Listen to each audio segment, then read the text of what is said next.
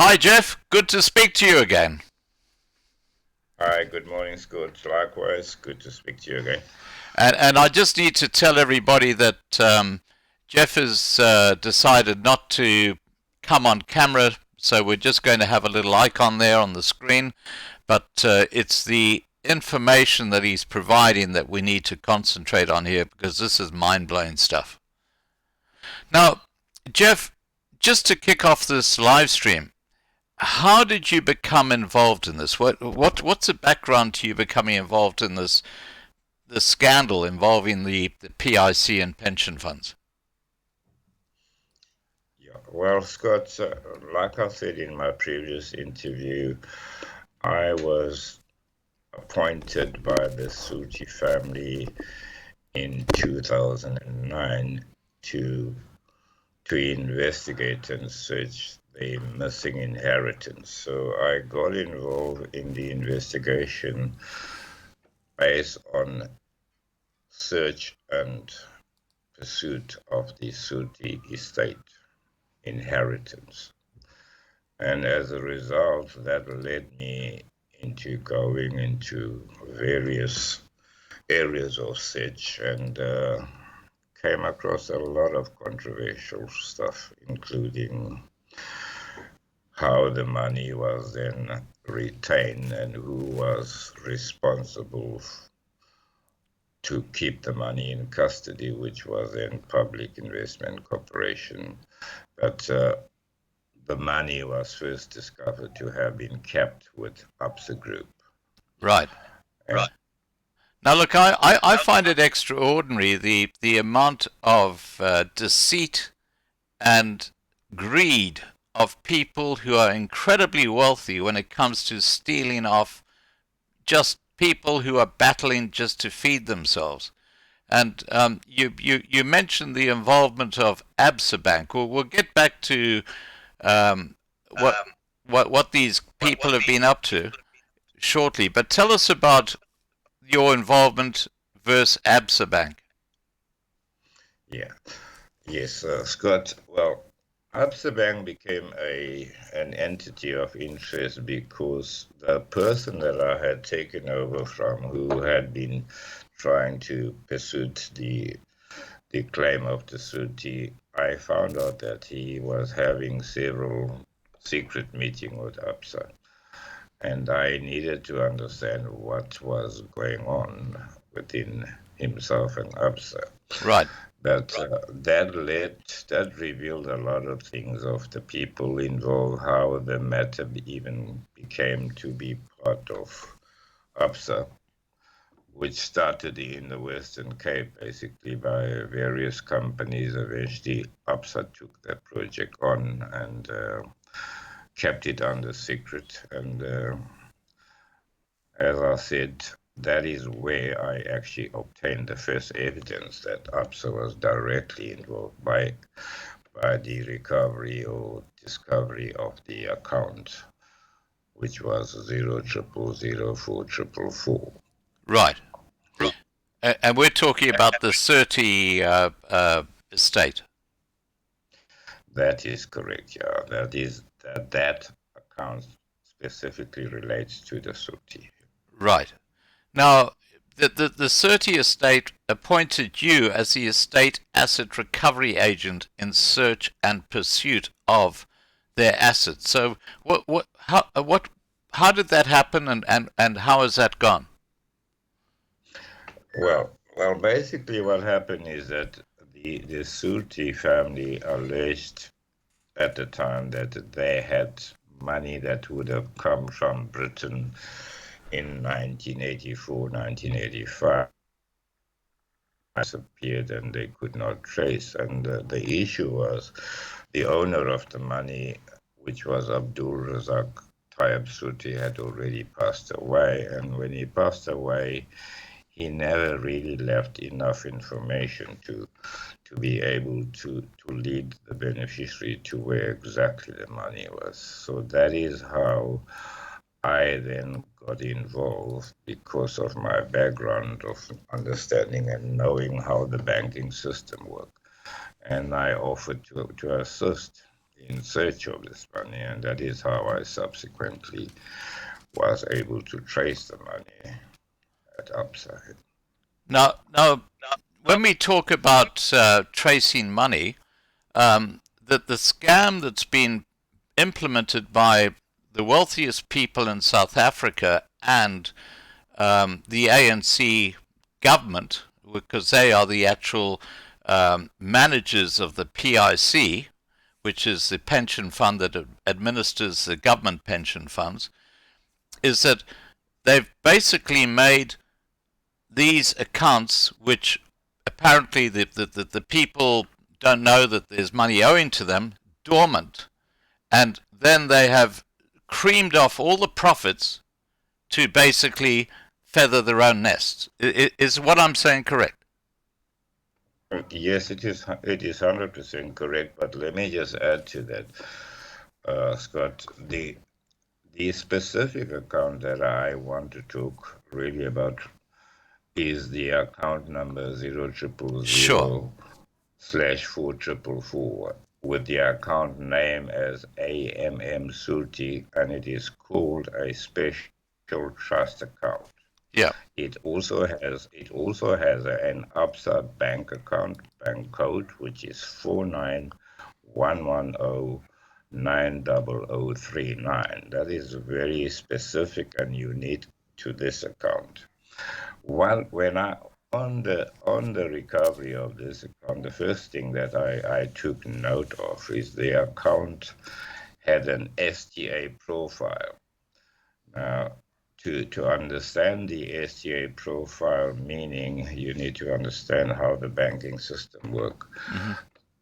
That type of account is an account that represents independent commercial stock transfer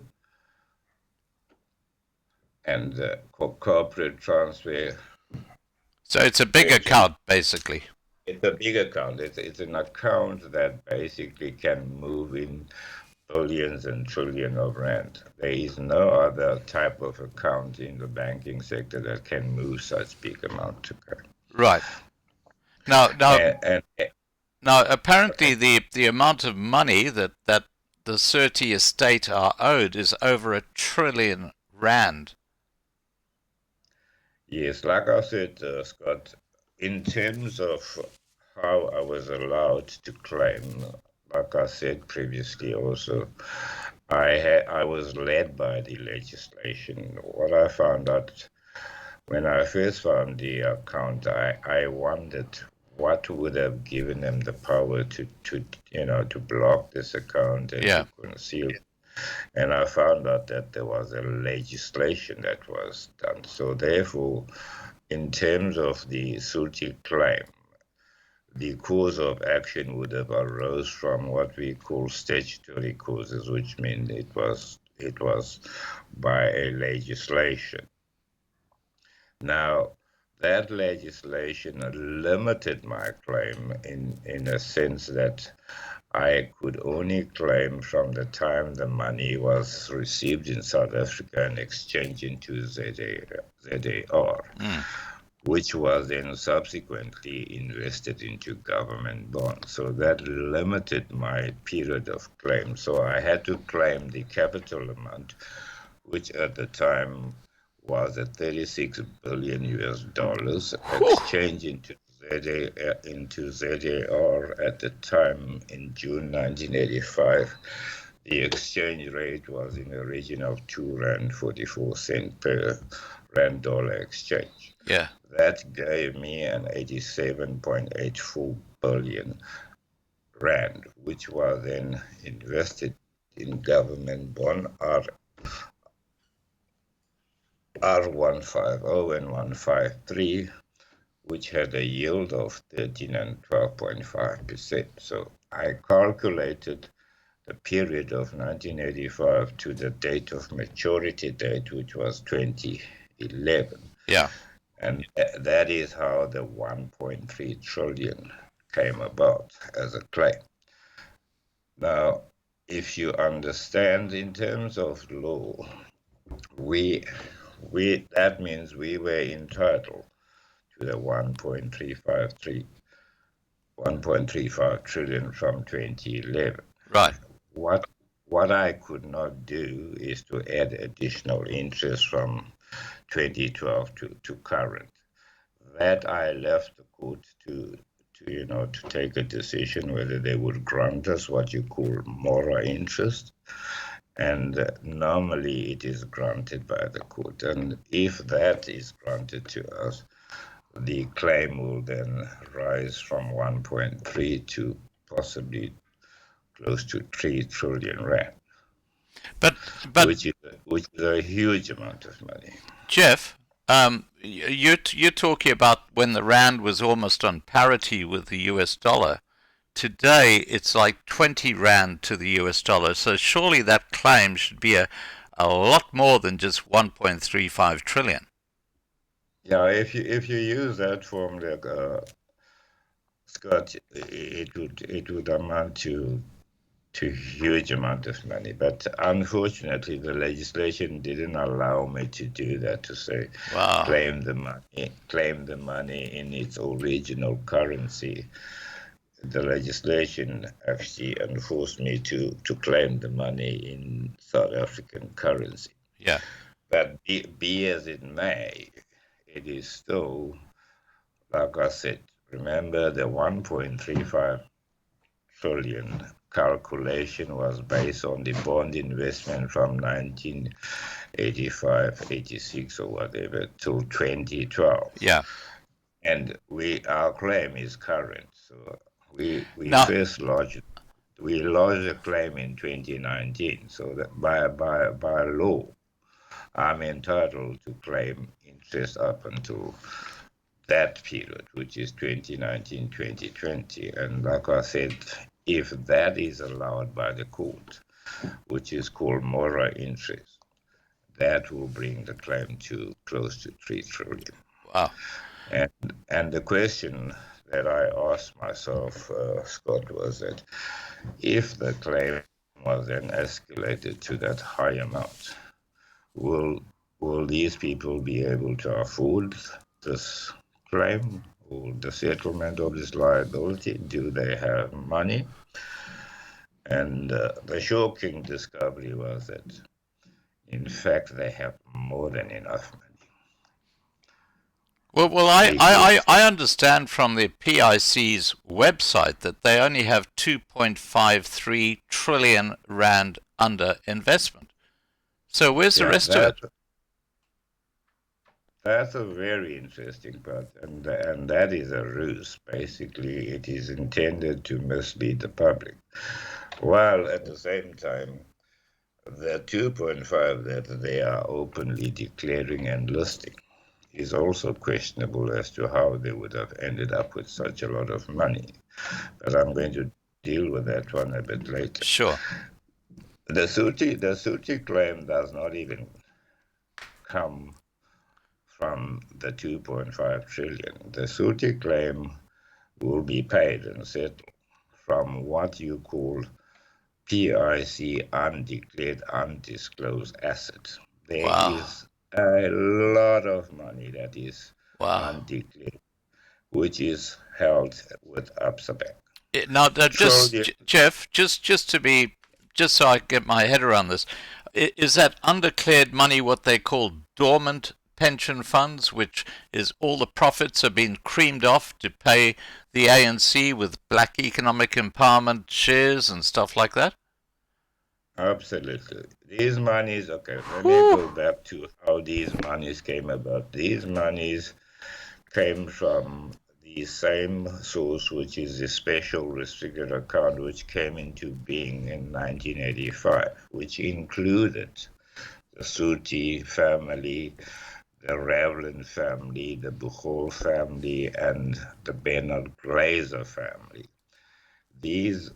Their monies was also blocked during that period. And these are the monies that were then concealed and hidden in this dormant account, which was found to be at Absa Bank. Wow. Now look, I'm gonna put up this screen where you've got the stolen money flow and concealment into financial markets. Do you want to just take us through exactly how this all works. Yeah, let me just go through.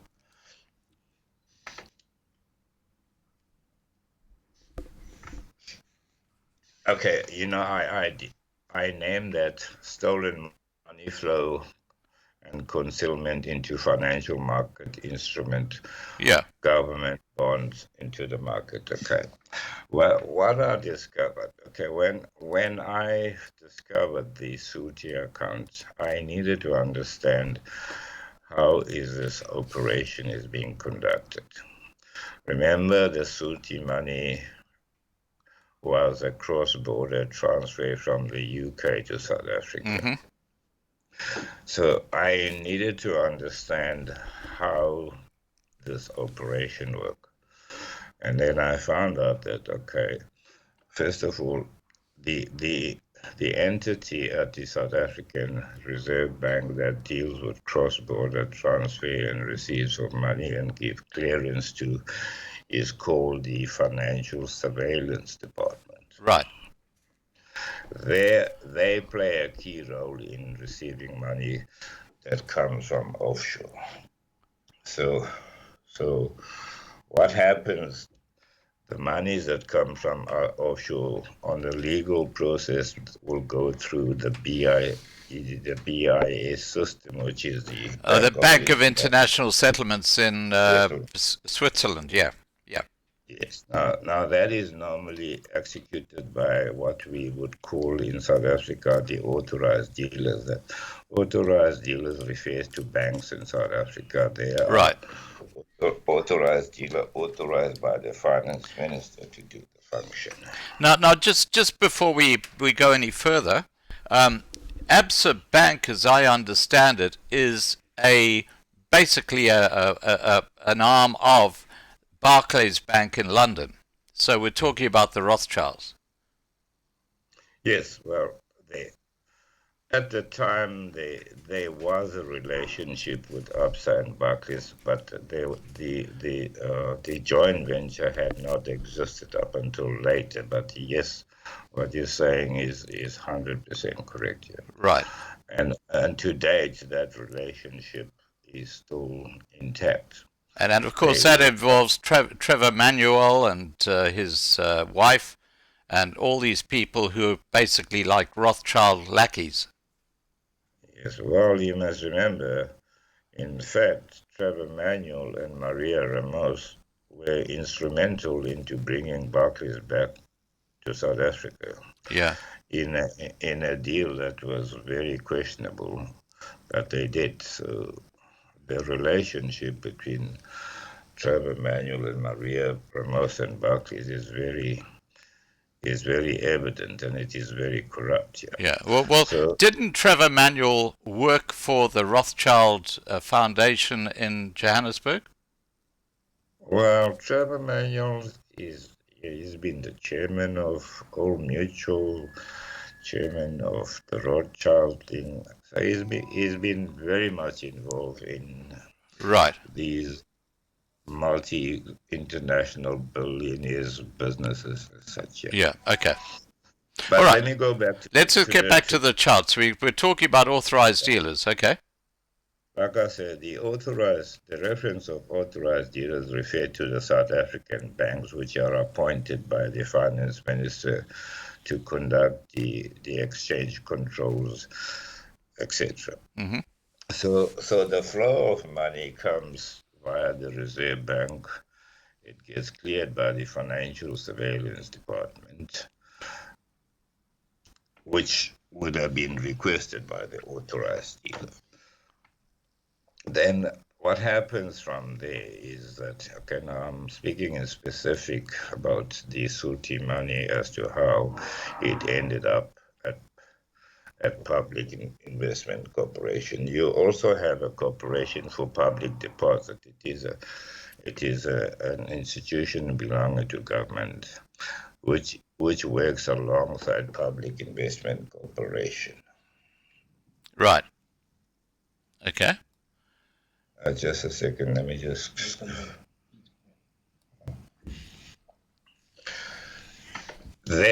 then the money would go to public corporation, to Corporation for Public Deposits, called CPD. From there, it will then go to Public Investment So Corporation. that's how this money from overseas landed up in basically control of the ANC government, who run the Public Investment Corporation. Yeah, now I need to speak a little bit about PIC at the time. PIC at the time was a full subsidiary of the Reserve Bank. It was then subsequently moved from the Reserve Bank to National Treasury during Trevor Manuel's tenure. Mm. So what happens then? These monies end up with Public Investment Corporation. Public Investment Corporation will then pull in the elite of the cabal of the fund managers to further conceal and invest these monies. Now, the fund managers that I'd like to make reference to is like the RMB asset manager. That refers to Rand Merchant Bank, of which the Ruperts are major shareholders. Right, so that's where the Ruperts come into the whole thing. Then we have Stanlib, which is a Standard Bank division of the fund manager. Then you have Future Grow, which is the old mutual, which has been implicated into money laundering in Britain. Yeah. Which is why I wanted the name of the guy that was investigating. Then you have the masterminds, Sanlam Investment, who are the biggest beneficiaries of these monies, which ended up enriching the Matsepes. Hang on. How did that happen? The Patrice Motsepe, his wealth originated from the monies of these monies being paid to Sanlam. He was then given a BEE state. Okay. Can I just want to spell this out, because this live stream is going to get a huge number of views, and people need to understand this. So what we're saying is that the money from someone's private pension estate, or their estate, has basically been hijacked, put into these different funds, and then the profits from that money has been paid to people like Patrice Motsepe, Cyril Ramaphosa, all the other ANC mafia, to help them acquire shares in companies and basically become billionaires and millionaires. Is that correct?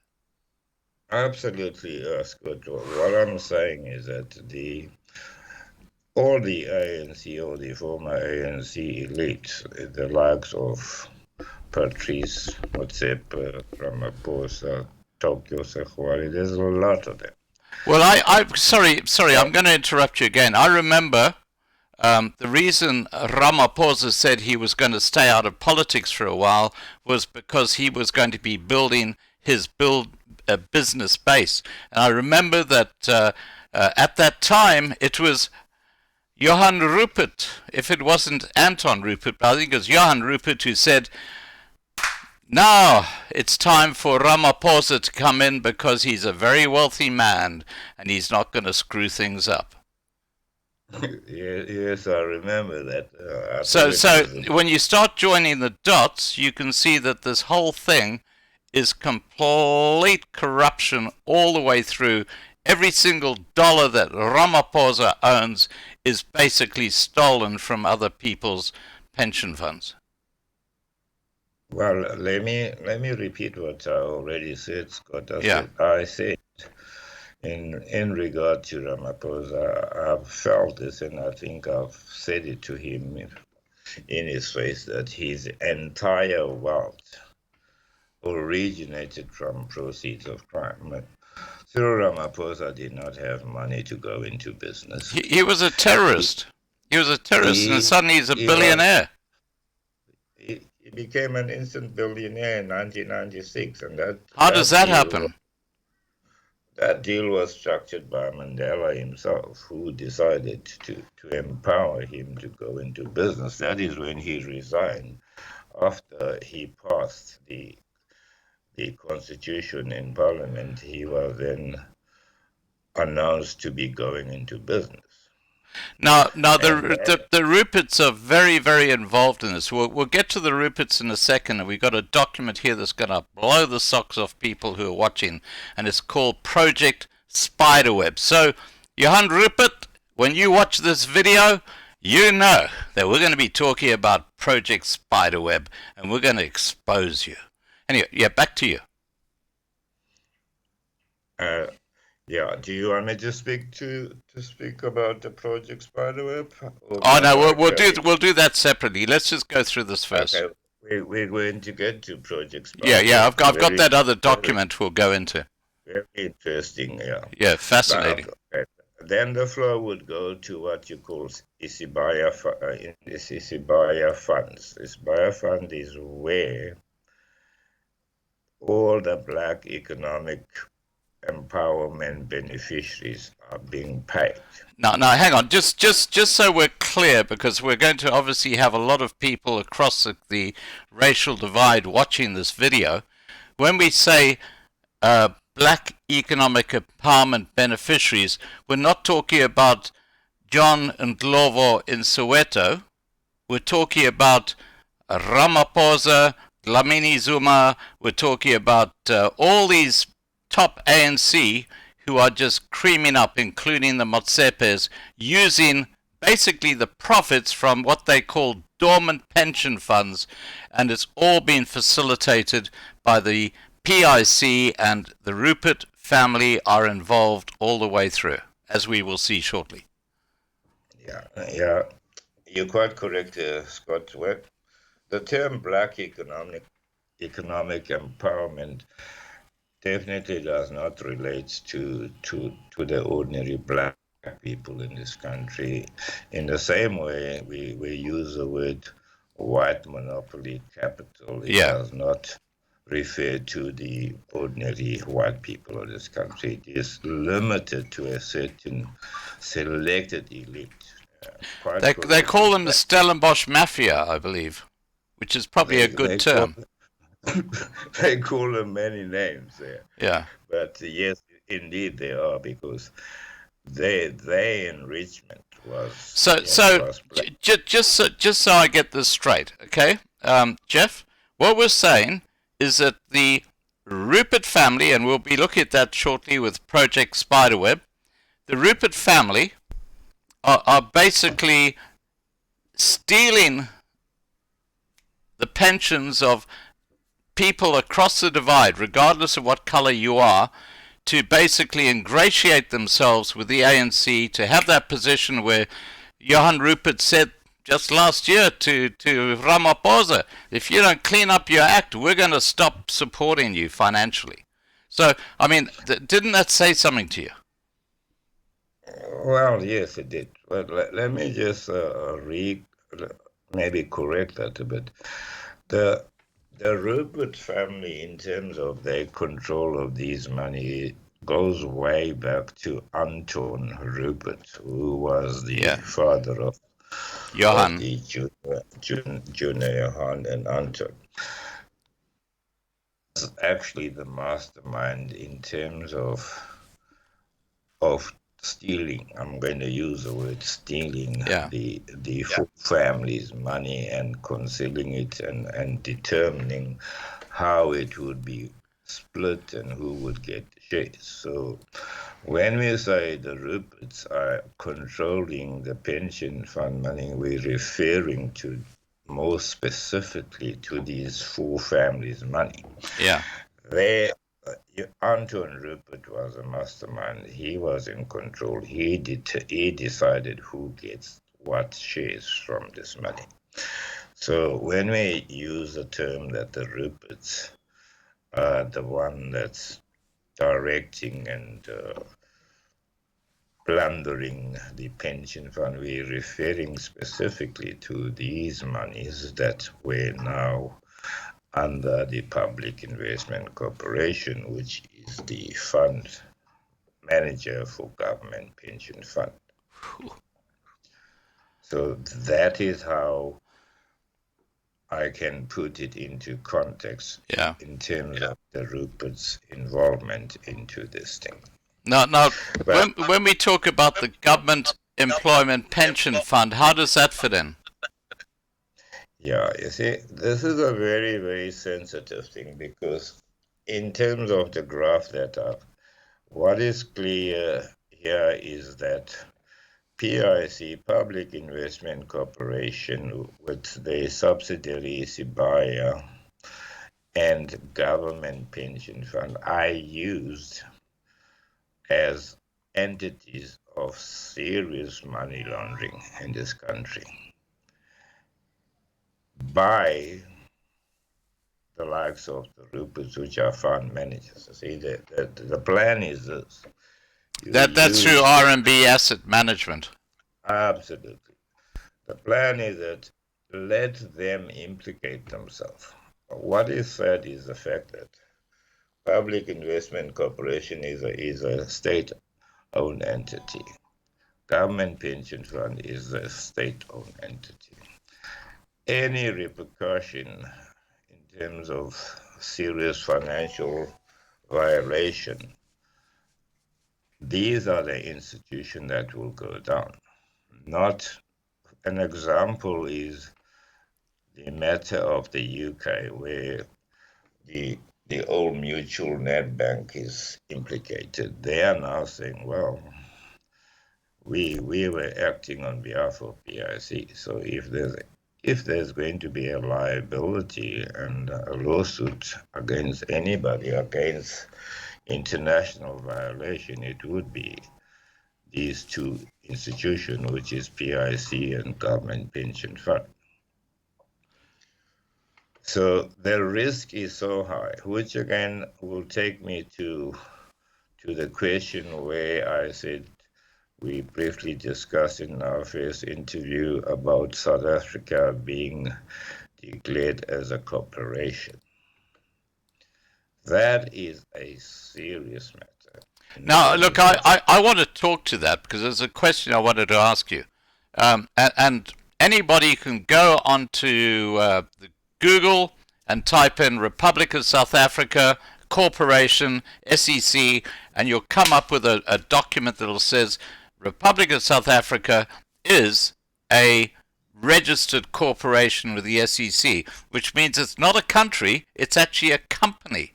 So what does that say for people who are living in South Africa? What are they?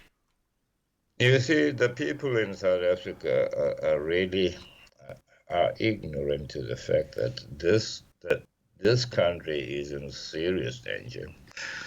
Being registered as a corporation, that means more specifically with the U.S.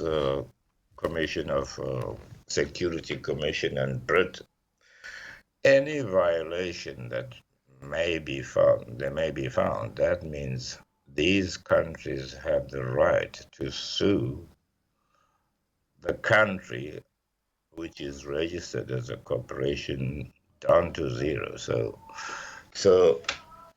the fact that we're still operational right now with everything that's going wrong, the way we get ourselves involved in money laundering and all sort of violation, the risk is so high that this country could go down any minute.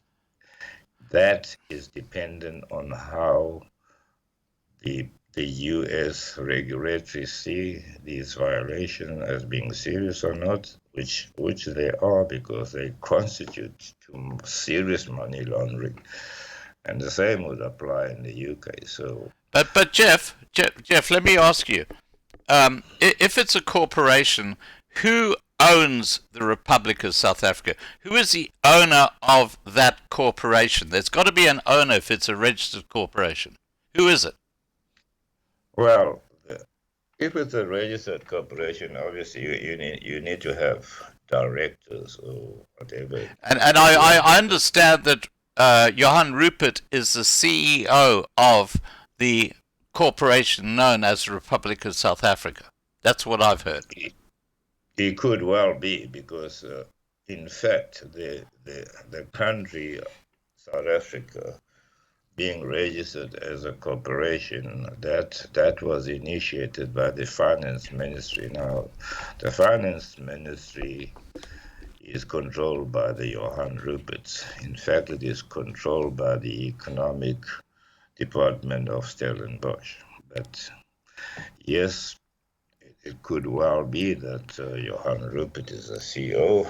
Like what is a fact is that at the time, Trevor Manuel was one of the directors. Praveen Gordhan was one of the directors of that corporation.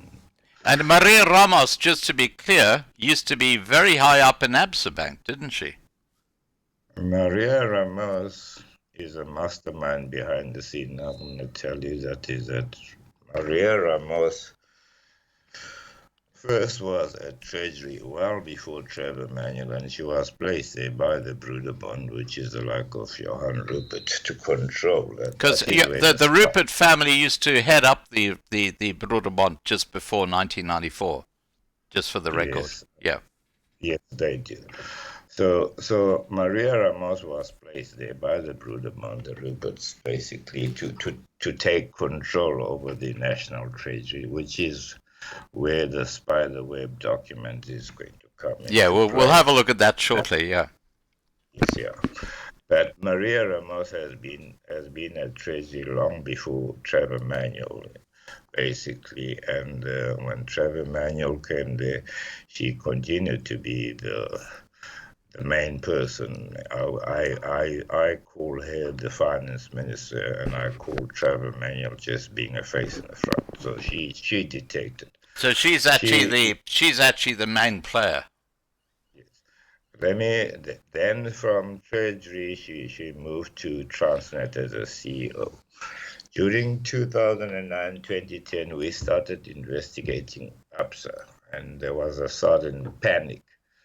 We were investigating Absa in terms of what was alleged to have been lifeboat to certain banks. And there was a panic because that was leading to reveal the Suti matter or the monies of the four families.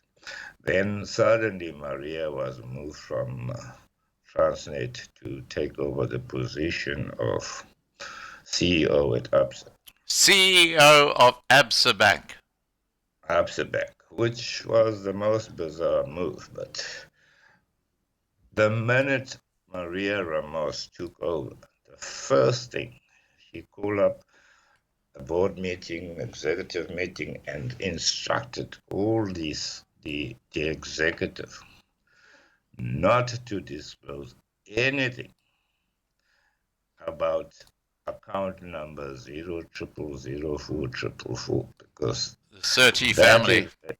That is when they realized where the expose was coming to, but it came through what we call a lifeboat, which was an investigation commission of inquiry led by Willem Judge Hitt, which I also wanted to speak a little bit about, but maybe next time. Now, look, whenever I see Johan Rupert, he looks like a cane toad to me. He's so overweight.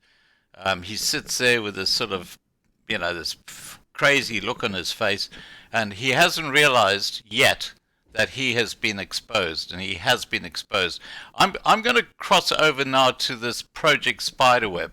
Can you see that, Jeff? Yes, I can see it. Okay, look, I think what we'll do is we'll just go through this very, very logically, because this is what has been going on behind the scenes in South Africa, while the fake mainstream media have been suggesting that everything is fine and dandy, and the ANC government have been doing the right thing for everybody. Well, guess what? You've been deceived. The country has been run by the Rupert family and the Oppenheimers and the Rothschilds, as you will see, but now it's a Rupert family who've taken over. It used to be called Project something else. It's in here. We'll get to it. Doesn't matter. But tell us how you've put this document together. Yeah, okay. For the purpose of this interview, I am not going to go into details about it, but I'm just going to touch here Are and there there. some people you'd like to recognize who've been involved in your work in exposing this?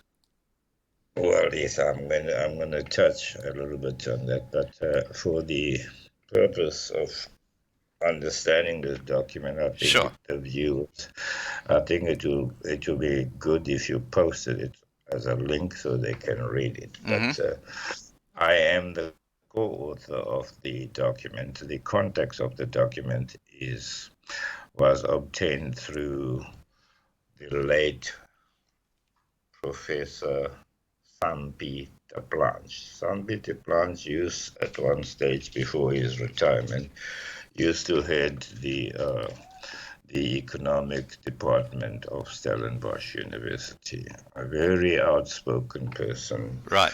which I had the pleasure to meet and share certain thoughts. So the information that is contained in this document comes from Fesent, from the economic department of Stellenbosch, which again I said it is the economic department of Stellenbosch that actually controls the national treasury at Stellenbosch. This was done through Maria Ramos and Trevor Manuel, who has a code name of King of Leaves and Okay. King Well, of we'll Leaves. get to that's in this document. We'll get to that shortly. Yeah. So basically, this is this document. We, myself and my team, shared it with Jacob Zuma in terms of if you go that into the document, you'll see where we highlighted text with red, basically. Yeah. Our concern was that an institution like National Treasury cannot be influenced by outside people out of government. It posed serious danger. We found out that Maria Ramos, who is the actual handler of National Treasury, was giving instruction of who should be appointed where, etc. This happened during the tenure of Finance Minister Nhlanhla Nene, who was having secret meeting with Maria and taking instruction. My team and myself saw this as a big threat, so we decided to have an urgent meeting with Jacob Zuma to inform him about this danger. And subsequent to that, Jacob Zuma fired Nhlanhla, and there was an outcry. The markets went down, the rand lost its value, and there was total panic, Yeah. I remember that. which then resulted in into Pravin Gordhan being reappointed. Now, just That, just just so people are clear, Ramaphosa and Praveen Gordhan have got so much shit on each other that they've got to basically ensure that they're both up there, haven't they? well, they come from the same school, same group. Yeah. Remember, Cyril Ramaphosa and Pravin Gordhan come from the Kudesa elite, basically. They were the chosen one from the very beginning. Yeah. And they were both instrumental to the new constitution, which was then proclaimed to be the best constitution in the world, which is BS as far as I'm concerned, because that constitution became the biggest sellout to the black people in this country, Yeah. and it was pushed and passed by Parliament. That is when immediately after that constitution was passed and accepted, That is when Ramaphosa was then rewarded and given money to go into business. And that was 1998. just so people understand, that was money that was laundered through the PIC from dormant pension funds, the profits, Yes, and the money that that's where he and Motsepe and all these other billionaires tied up with the ANC elite have made their money from dormant pension funds, money belonging to other people, and just for the people from some of the homelands, just understand this fact that this includes also the money from millions of pensioners from Transkei, Bophuthatswana, Ciskei, and Venda, where their pension money has basically been stolen by the ANC elite. That's what's happened.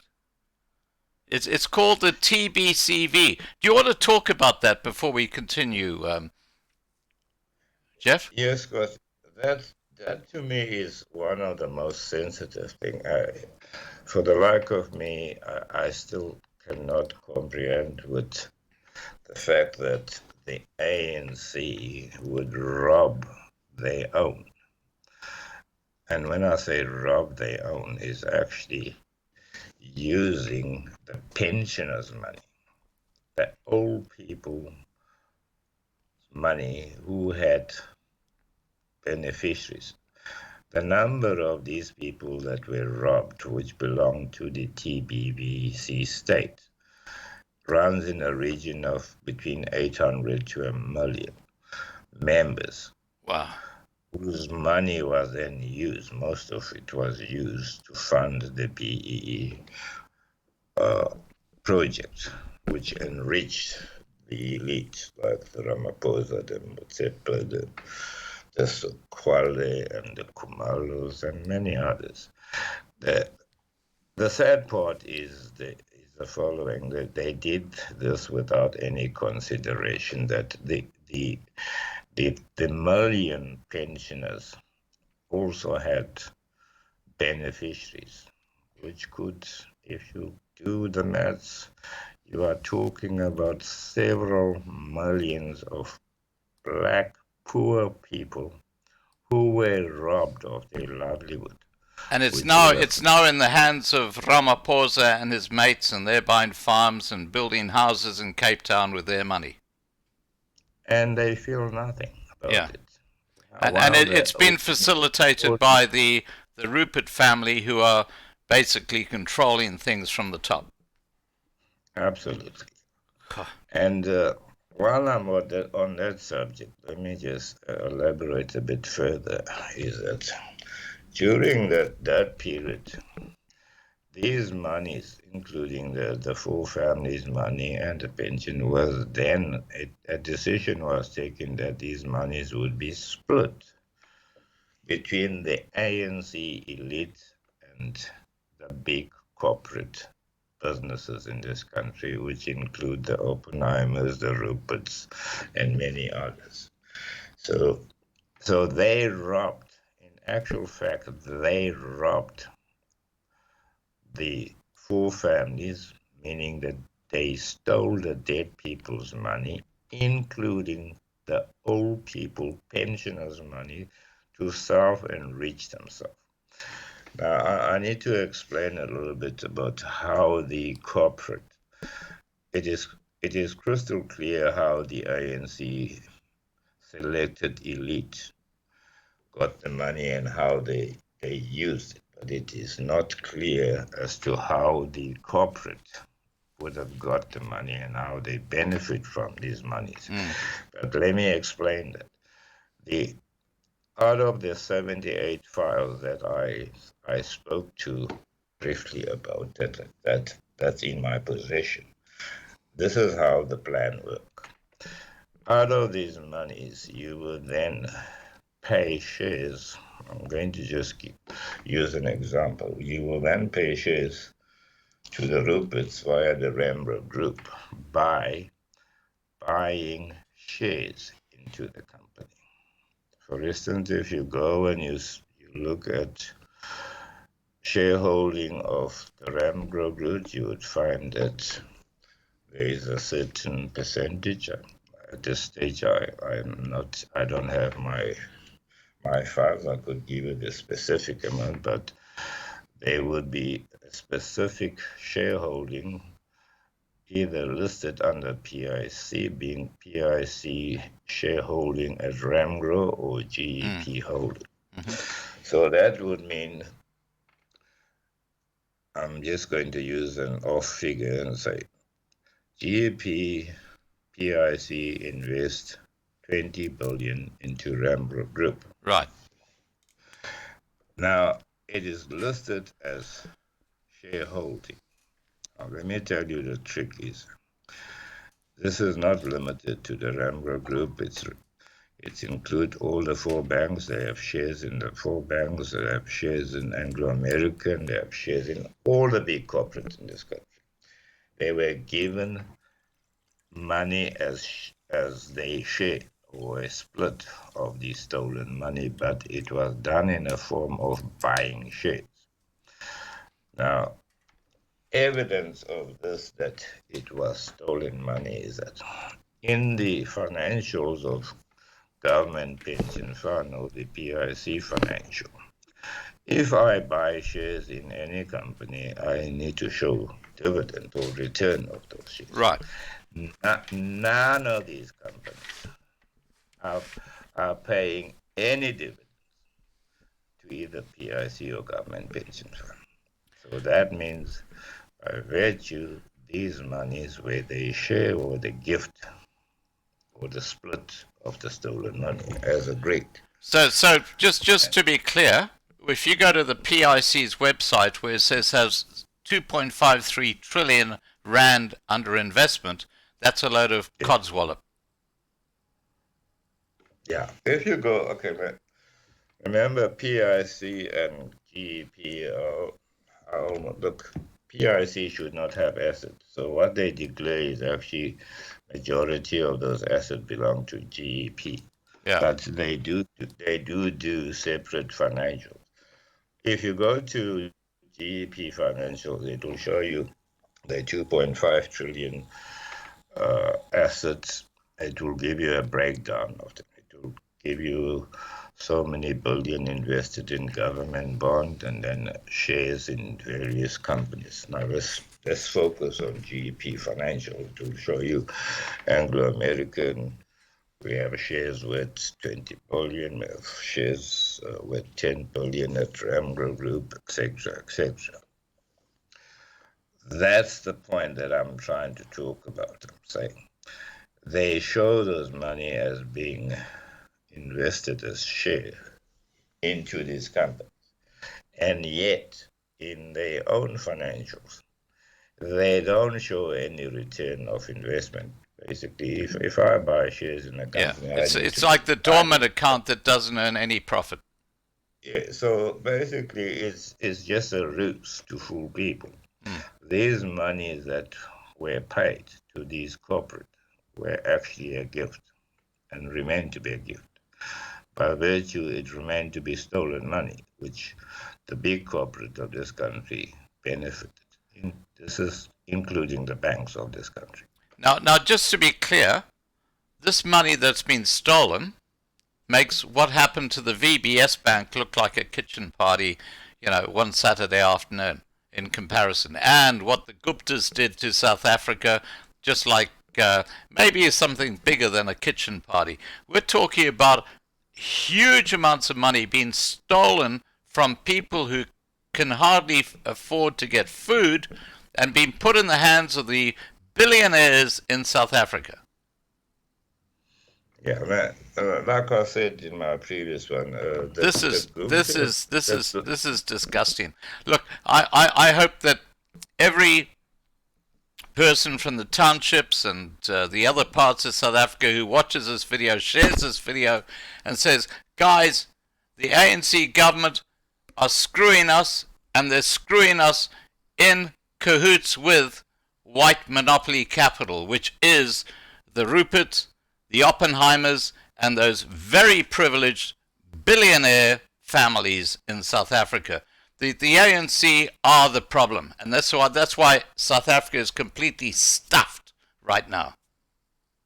Absolutely, absolutely. I couldn't agree with you more than that, Scott. The biggest elephant in the house is the ANC, and the ANC has been captured. That's the word we use in South Africa. Just on that point, I sent you an email from. We won't say who the guy is, but he is investigating. We're going to have this guy on next month, hopefully. He's investigating Glencore and their role in actually getting Cyril Ramaphosa elected as president back in 2018. And he's actually written a letter. I'm going to read this letter. Do you mind if I do that? No, go ahead. Okay, this is a letter. This is a guy we're going to be talking to hopefully next month. And this is a letter to Nkosazana Dlamini-Zuma. And he writes, this was only written, let me give you the exact date that because we've been talking to this guy for a while, the 23rd of July, which is like 2 days ago. He wrote this letter to Dr. Dlamini-Zuma. And he says, regarding banks being set to terms, your statement at the BRICS Youth Conference last week. And he says, and banks' role in the legalization of international organized crime, money laundering, which includes the laundering of money in order to pay for bribes to prevent your election as president of the Republic of South Africa by 179 votes in the 2017 elective conference as alleged. And he says, my name is, and I'm not going to say what his name is, and in April this year, Glencore Council in the United Kingdom, under the instruction of Chairman Nagel, requested a meeting with me in Glasgow, Scotland, to discuss the above. As I lead a private UK investigation into the legislation of international money laundering structures designed to alter the purpose of state institutions by South African banks operating under United Kingdom banking charters. And of course, we're talking about Barclays Bank there, aren't we? Who are very, very involved in this. But anyway, he goes on to say, during the course of which the evidence arose regarding the above. Glencore admittance of international bribery and corruption to the US Department of Justice and the SFO UK, resulting in fines in excess of $1,700,000,000 US dollars, demanded by compliance undertakings to the US Department of Justice at the meeting be held. The alleged evidence of the bribery of ANC members from Glencore funds laundered through the bank under investigation to rig the 2017 elective conference against you. My meeting with Glencore Council returned the mandate of addressing this concern to me, as did the President's attorney in the Farmgate money laundering scandal. He's talking about Peter Harris. We're talking about Pala Pala, where all of a sudden Ramaphosa gets a free pass. Now, he goes on to say, requiring me to now publish this advert included below, which is self-explanatory. I'm not going to do the advert because he's still got to publish it, but I'm on the inside on this particular story. He goes on to say, given your statement made in your address to the BRICS Youth Conference last week about the conduct of banks, if you consider as minister in the presidency to approach President Ramaphosa, whose office has ignored the recommendations to consult with me in the appointment of an independent legal opinion from independent legal counsel, to determine, amongst other concerns, the alleged corruption of state institutions by the banks concerned. If the 2017 ANC elective conference was corrupted by an admitted corruption, corporate or not. As I believe that you and the South African voters have a right to know if the 179 votes that cost you the presidency in 2017 was as a result of South Africa Bank's role in the alleged corruption of the South African people's inalienable human right to elect leaders of their choice or not. As a US SEC whistleblower and founder of the human rights lobby group, and I'm not going to say the name here, am bound under the US Foreign Corruption Practices Act to publish the advert included below in the first week of August. So this advert will be appearing apparently in South African papers next week, which may disrupt the legitimacy of the BRICS conference before world leaders who are coming across to South Africa because of the illegitimacy of the President Ramaphosa. And he signs off by saying, your kind attention to this matter by bringing it to the attention of President Ramaphosa would be appreciated. And he closes by saying, failing which the advert will be published in South African papers.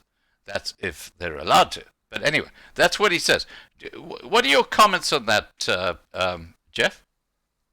Yeah, no, I've heard of the gentleman that wrote your email, and I don't know him personally, but I can confirm without any doubt everything that is just stated that you've just read to me is 100% correct. The ANC election conference was rigged. There were a lot of people that were bribed, but that's unknown. It's a public knowledge in South Africa. But isn't it interesting that CR17 has been sealed? No one's allowed to know who actually paid money into that. I mean, that to me just smells like a rat. It doesn't smell like a rat. The evidence is there. I mean, before it was even concealed, there was clear evidence of who all paid money to the C17, and Glencoe featured there as one of the main ones. So it's a known fact, basically, because the public protector, who was then afterwards verified and terrorized and removed by Ramaphosa, attempted to expose this whole saga, but she was basically. So what we're saying, Jeff, is this charade or this facade, this bullshit that Ramaphosa is a squeaky clean guy who would come in and sort out the corruption in South Africa. He makes Zuma look like a rank amateur. Why really was Zuma kicked out of his position as president? Yeah, let me get into that. In terms of the ANC conference, I want to take you back into 2017 policy conference, where I was the attendant of that conference through the Women's League. And by the way, I was the special economic advisor to the ANC Women's League, which was led by Tabila Dlamini at the time. So at the policy conference, they did manage to smuggle me in. I participated in those things, whereby into the policies, whereby I actually brought up the illegalities that were going within National Treasury, which was at the time under Pravin Gordhan. I confronted Pravin Gordhan in regard to the Suti monies and the other three. And Cyril Ramaphosa was one of the people at that conference that stood up in defense of Pravin Gordhan when I called Pravin Gordhan to the podium to explain about these monies that were being plundered and benefiting not the country or the majority of the people, but certain elite. And Ramaphosa's defense at the time was we could not discuss such a matter at the ANC conference, but this was a government-related matter which he undertook to me that he would get hold of me within a week to discuss and see the way forward. And I want to say Ramaphosa has been on a run in terms of this matter, which he knows very well, which he also knows that he was one of the biggest beneficiaries. He's been on a run since 2017. So from that time, I can tell you they saw that I was being a problem, and they sort of like suspected me to be aligned to the Zuma faction, which was there at the time, Nkosazana Zuma's clan, which stood against Ramaphosa. So I remember the Women's League was fully behind Nkosazana Zuma's election as the new president. So therefore, there was certain panic that I was somehow giving information to the Women's League. The information was getting to Jacob Zuma. So Jacob Zuma then was seen as a threat to expose us. And he was actually going to expose it. And because soon after the election where Ramaphosa won the presidency by 179, which was totally rigged. It was vote buying, which was funded by the banks. CR17. Yeah, CRC 17. And that is evidence. Like I say, he managed to conceal those records, but the records are there. We can still get those records. I would love someone to send me those records, because I'm in Australia. I will publish the bloody things. I'll expose the bastards who funded Ramaphosa. But anyway, let me just continue. Yeah, go ahead. Yeah. Then the election came about. Ramaphosa bought certain members. He won the election by 179. He then became the official appointed new president of the ANC. At the time, remember, Jacob Zuma still, in terms of the ANC policy, still had a year to complete his term, basically. So that meant Ramaphosa would have just remained a president of the ANC, but not as the president of the country. On round about the 19th, 20th of January, I was at Jacob Zuma's residence in Pretoria to talk about the Suti matter. At that time, they were still talking about the Commission of Inquiry of State Capture, which I wanted Jacob Zuma to include in the term of reference. Right. And on, I think it was the 20th, Zuma then called Cyril Ramaphosa and Malusi Kigaba and Lynn Brown to talk about the crisis that was going on at Eskom at the moment. And Ramaphosa and Malusi Kigaba, finance minister, then were on their way to go to Davos for the World Economic Conference. And they saw me there with Zuma. When they saw me, both of them knew me. They knew the things that I knew. So when they saw me, there was sudden panic. Meaning,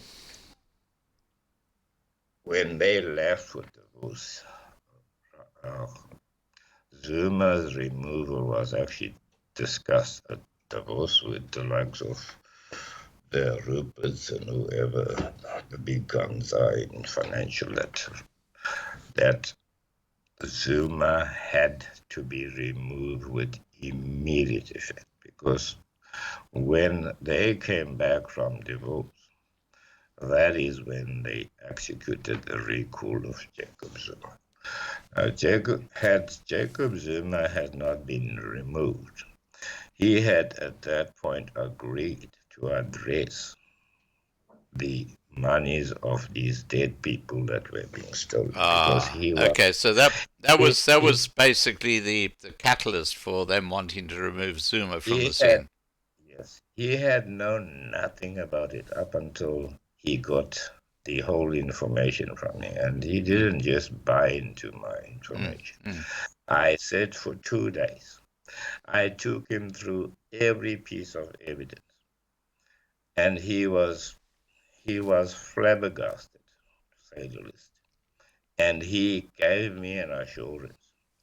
I will, on the 8th of February, I will actually announce it in my State of the Nation address, and I will instruct Minister Gigaba to resolve the issue, and I will further include it in my term of reference to the Zondo Commission, of which he did.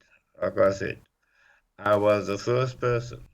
Remember, the state of inquiry of the state capture was first approved and declared round about that time. I was the first person to do the submission, and I was not called.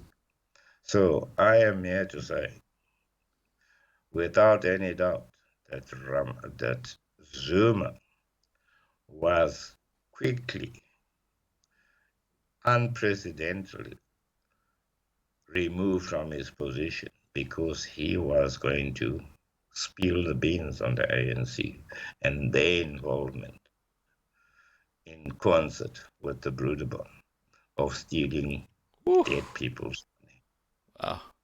Now, look, I just want to say that when we're talking about this, I find it absolutely crazy that you've got a situation where the ANC, who claim to be the great liberators of the black African population, have literally destroyed the lives of tens of millions of black Africans in South Africa. Well, let me just clarify that. I myself I was born into the ANC. The ANC of then and the ANC of now, of the CODESA, is a different ANC. Totally different ANC. The ANC of CODESA, which is the ANC of current leadership, must die in this country. We need a new birth of the ANC, otherwise we don't need the ANC anymore. They betrayed the black people. They betrayed us who supported and fought against the injustice of the apartheid. Do you think they were bought out by people like the Ruperts? They were definitely bought. Mandela sold the entire ANC. I'm actually with this video that I'll play on Thursday. I'm going to play a little video clip where Mandela is getting the 33rd degree of the Freemasons from white people, and the message there is Mandela sells out. Mandela definitely sold out, without any doubt, and I think every black person in this country knows that, but they're just too ashamed to mention it. But people are starting to speak out. Yeah, look, I'm seeing that. There's more and more. And the truth is that he sold us to the elite white people called the Broederbond. Yeah. He had secret deals with them. Now, just my understanding is that he used to go and see Harry Oppenheimer on a regular basis for lunches and dinners. Okay, remember the following, that Mandela ended up staying in Anton Rupert's house in Houghton. Yeah. So therefore, you have this Broederbond having control, total control and full access to to Mandela, staying in their own houses. So he was with them 24/7, period. They influenced his decision. He bullshitted all of us. When I say bullshitted all of us, I mean he bullshitted the black nation by making them believe that whatever he was doing was in the interest of the nation as such. Well, look, I have to say that most of the black African population are great people. I've grew up in South Africa. I knew a lot of Africans, and you know, they're lovely people. But you have some feral leaders like Julius Malema, who can cause so much trouble for the entire nation. And this is the problem. The last thing in the world you need is a corrupt mafia government when you've got some little sidekick like Malema sitting on the side saying, kill the Boer, kill the farmer. I mean, that to me is, it's a recipe for disaster. It is unfortunate that Malema would call for such thing, and he knows, deep down in his heart, he knows. In fact, Julius Malema knows the whole story about the ANC. He knows how Mandela sold us. He knows where it went wrong. And I just find it amusing sometimes that he would use those terms like fight against. The enemy here against the black people is not the white people. It's their own black leadership. Yeah, yeah, absolutely. They've been bought.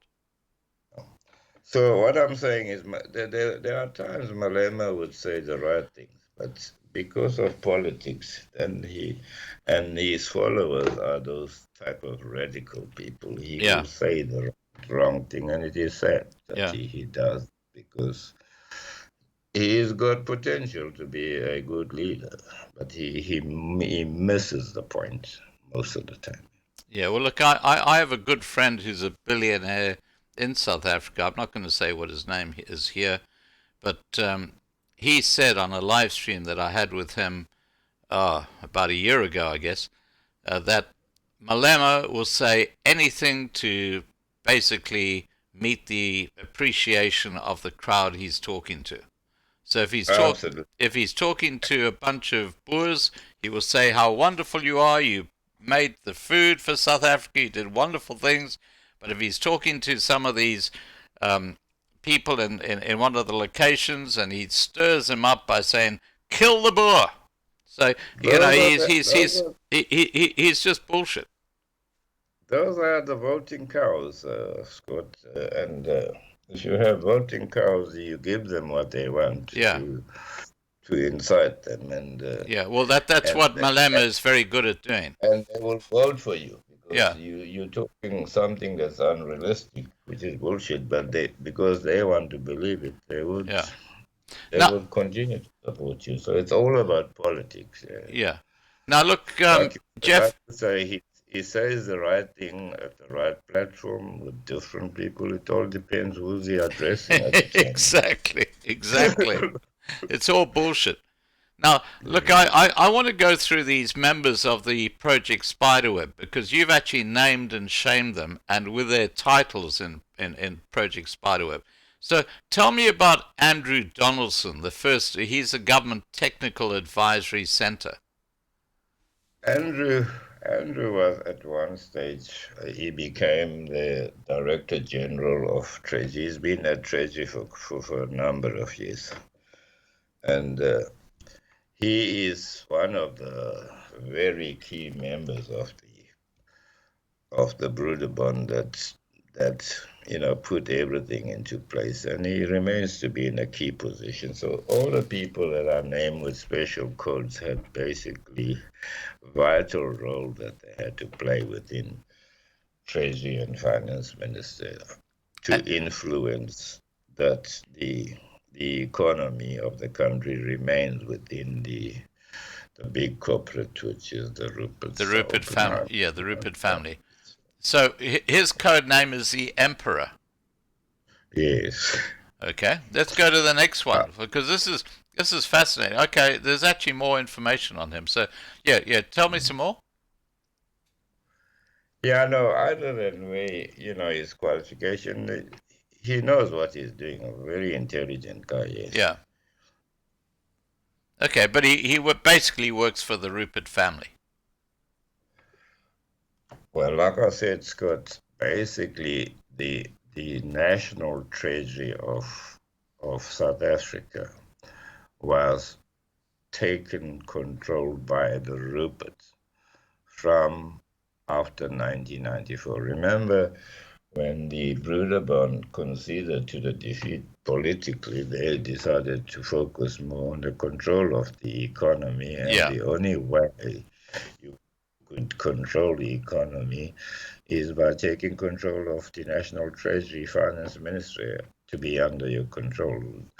From that point, everything to do with the economy and finances would be under control. And this is why I said in my state capture report that the biggest state capture happened when the Broederbond took control over the treasury of this country. Yeah. And you must remember, if you control the finance ministry, you then automatically control the FSB, which is the financial market. You control the SARB, which is the South African Reserve Bank. You control SARS. You control the banking sector. So even if the suggestion that South Africa is a corporation registered at the SAC, which it is, the Rupert family are basically running the country. That's what we're saying.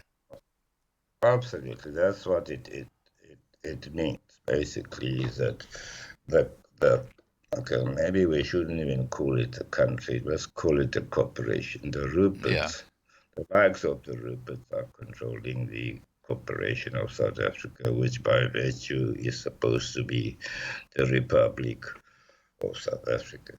Now, tell me about this woman. This one. I can tell you a lot of things, but I don't think it will be appropriate. This one, when it comes to the implication of the Gumtas and the companies that were implicated, she's instrumental to those deals.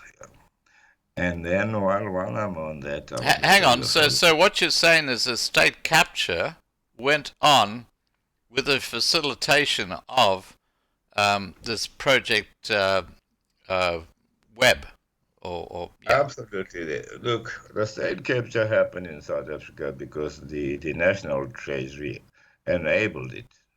They enabled it. They allowed the Gumtas to benefit a little bit. What the Gumtas benefited in certain contract is just like tip of the iceberg, because the main thing, the bigger pie, was benefiting the Broederbond, period.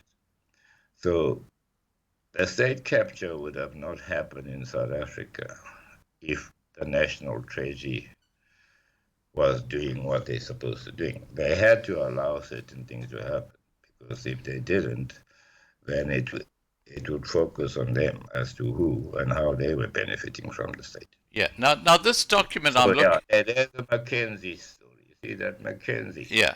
That's word for McKenzie. Can you see there? Yeah. Precisely. She was part and parcel of the Gumta corruption, because McKenzie was the one that got the money to pay the Gumtas. Okay. Wow. Now, just so I'm totally clear, how old is this document we're looking at now? This document we smuggled it and published through MoneyWeb. I think it was 2016, 2017. So it's Yeah, about 6 years old. Okay. Yes. So if people are no longer in those roles, that's why. This document was forwarded to National Treasury to comment on it. Like normal, they say, well. And you heard nothing. It's a propaganda. There's no propaganda. We don't operate with propaganda. Yeah. What we reveal and disclose is factual. Yeah.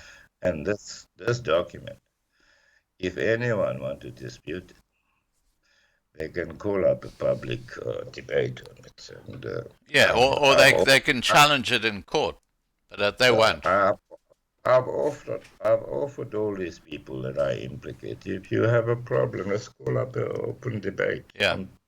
Live on national. Now tell me about Anthony Julius. Who's he?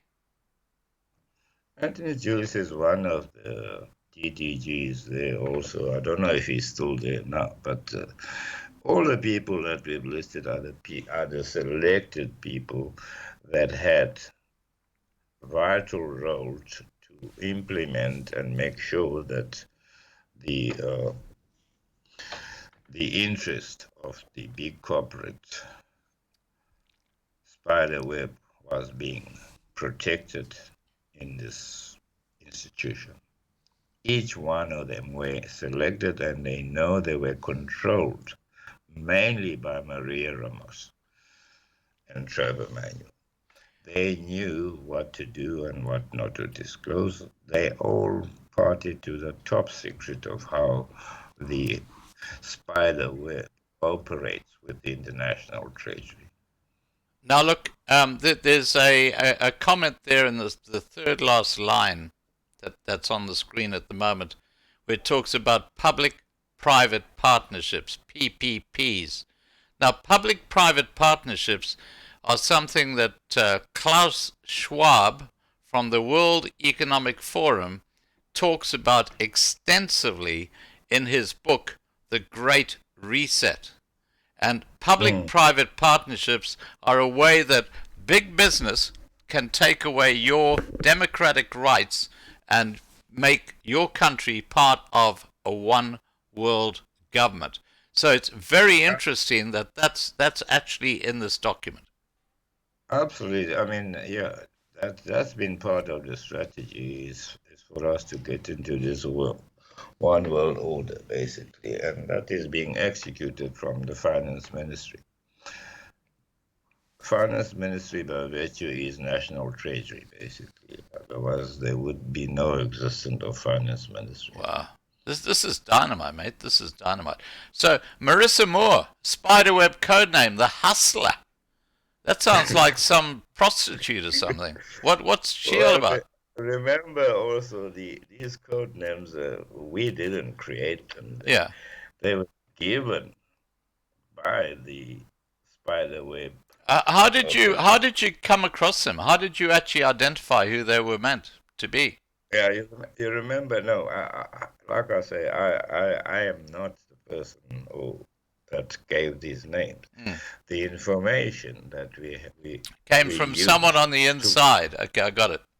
To compile this, I mentioned the late Professor Sampi Teplan. The late. I'm pleased you said the late, because he might have a target on his back. Yes, the late Sampi Teplan. So he was on the inside. He knew. He was the inside. He knew that man. He knew so much. And for me, it was a privilege and a pleasure to have known him. Absolutely. He shared so much with me, and So Marissa Moore, is she still at the University of Johannesburg? No.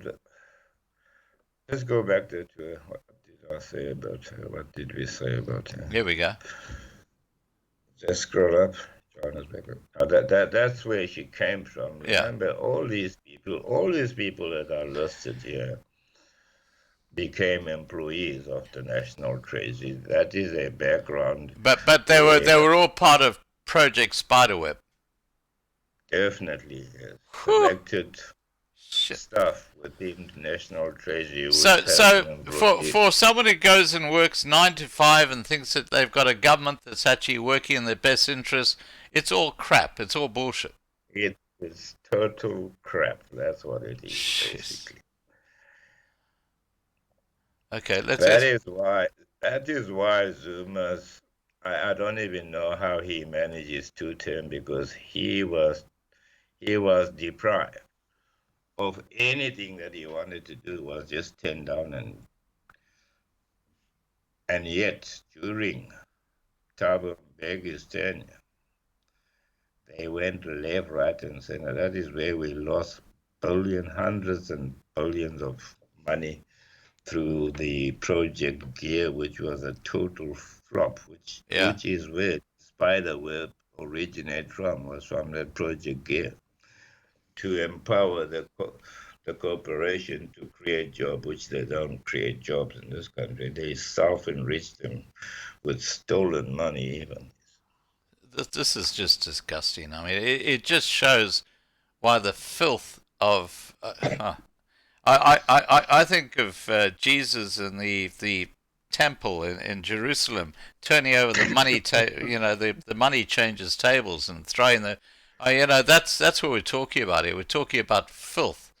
We aren't talking about people to be respected. We're talking about disgusting scum. Yeah, no, And absolutely. you say you're still searching for the presence of the spider web. What's that to do with? Oh no, that came up on the computer while we were basically no Okay, so we that's still to be confirmed. Okay, but confirmed. tax and financial sector policy, and that's not a bad thing. It shows that if you don't know, you No, say so. no, Yeah, no. No, basically, what we were doing is to illustrate each and every one of those spiderweb members, their function that they do, and so there are some of the guys that don't even know that they are actually selected part of the spiderweb. They yeah, but think they've they. still got their names like the bull. But remember, these guys are being coached and told what to do, so that Yeah, whatever they do is in line with what is planned yeah. at the end of the day. Yeah. Can you say anything about Ismail Momeniat? Ismail is a very smart boy, and he's still there. He knows a lot of secrets, but Is this what he does? Is this what he's involved in? recently he's been also acting as the national director general after the Dondo guy was removed. So he's been there quite some time. And, a very smart boy, but he is part of the spiderweb operation. He knows a lot of secret which he would not disclose here. Okay. All right, let's go. Let's keep on going into governmental relations. I'm going slowly through this so people can fast or freeze frame this during the video if they want to later on. Um, so he's been involved in the Office of the Accountant General. Yes. He's been involved in public finance. Now that's the one guy at Treasury that's been all in every department. He knows that Wow, Treasury in out. wow, And as far as I know, he's one of the long-standing members here. yeah, Kenneth Brown, I think he's no longer there. He ended up being given a position. And you must remember the other interesting part is that all these guys, when they leave Treasury, mm. they either get position at the banks or they either get Oh yeah, position get high salaries and do nothing. at the University of Mm. Stellenbosch as Mm. some lecturer or something. So Yeah, they continue to be rewarded. Like yeah. for an example, the former DG uh, Lungisa Fuzile is the CEO or chairman of Standard Bank, and that's how it all works in the end. Yeah. Okay, so state-owned enterprises under national treasury and under the influence of the spiderweb. What's this all about? Yeah, I remember uh, the SARS saga where Tom Moyana actually decided to change the leadership there. That was quite a knock, but in the end they won the battle because they eventually got Tom out and accused him of all kind of things. Yeah. What Tom was trying to do was to get rid of the spiderweb operation within SARS, and that is the saddest part because you have an institution like SARS which is supposed to work, to be a watchdog, and once they become part of the problem. cabal, Yeah. then for instance, let me talk about the money movement out of the Suti account in 2020 to 2022 during the COVID period, which was an ideal time to commit this kind of crime. Everybody was worried about being affected with the virus and dying, and they were busy moving huge amount of money. Yeah. Now, in the normal system, the banking system in South Africa works as such. Any amount that moves from an account of 25,000 sets an alarm to SARS, and SARS then will alert the financial intelligence agent, which is FIC, which is the one assigned to oversee and ensure that there are no aspect of money laundering. Unless you're the president, of course. Yeah. So now you have money moving, not even 20. We're talking about the threshold is 25,000 of money that need to be reported and declared with SARS. Yeah. Then you have monies being moved by Absa Bank through the national payment system of the Reserve Bank in hundreds of billions. Oh, wow. In total for that period was 2.5 trillion that was moved between 2020 and 2022. And yet no alarms went off. And was this under Maria Ramos? No, Maria Ramos. Okay, Maria Ramos actually subsequently left ABSA. Yeah. When she left ABSA, she was immediately appointed as the board member of PIC. Now, here we go, PIC. Isn't that PIC. Interesting? Oh, God. When I started terrorizing PIC, Maria panicked and she resigned. And where did she go? She is now a board member of Standard Bank. Why Standard Bank? Because these accounts, including the Suti account and the GEP investment portfolio, was then moved from ABSA just before Maria left ABSA. Yeah. To Standard Bank. Wow. She is currently a board member of Standard Bank. She still oversees and guards these monies. Well, look, I just I want to stop you right there because I know Maria Ramos is going to be watching this video, and I would invite her to contact me at lovinglifetv.com to come and respond to the allegations that Jeff is making in this video. Please do. Please do. Please, you know, it's an open invitation. We'll have a discussion, and you can actually put your perspective on this. Back to you, Jeff. Please do that, Scott. I would love you to do that because I have. I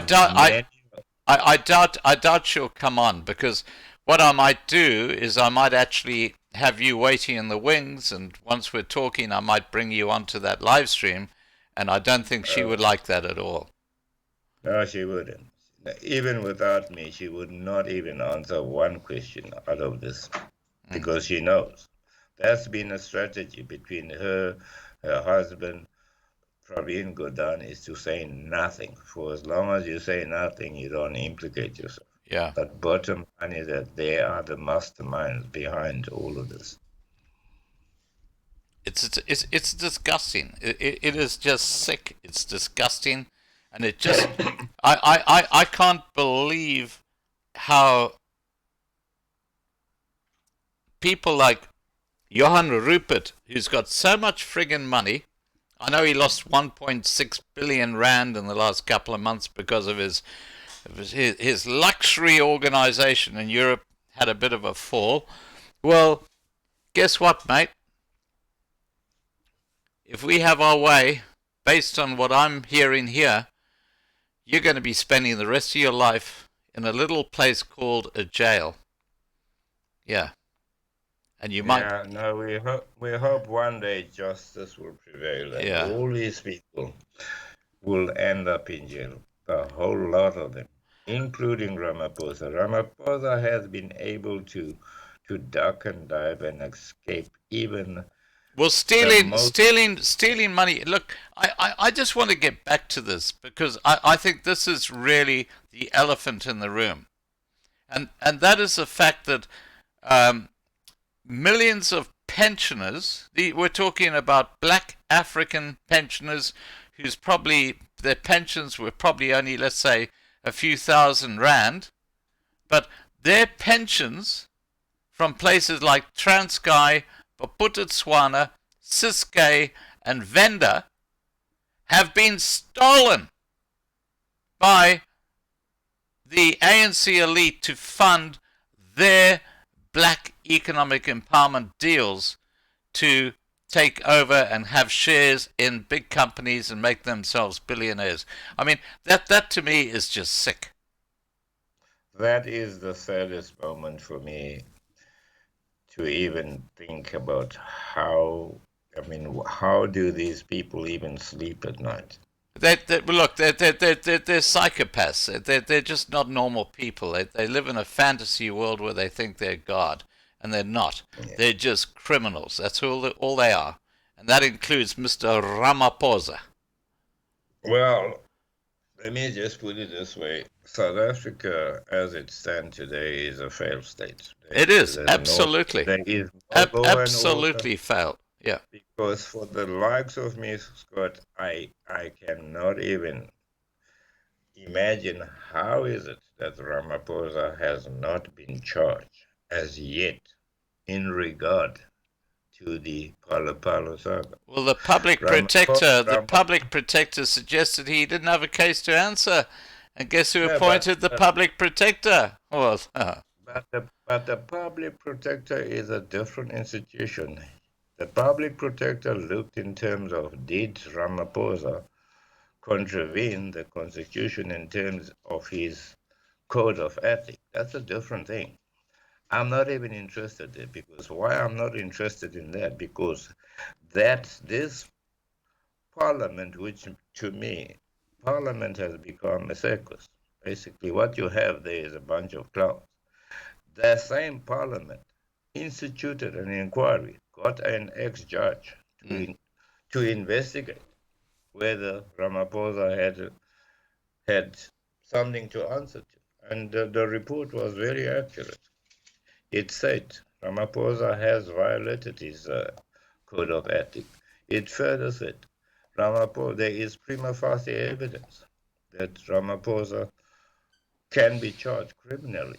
And that's the part that worries me the most, is because there is prima facie. Ramaphosa, by virtue, Ramaphosa came to know about the breaking. He then decides not to report to the police, but to do his own investigation using state money. He goes after the thieves.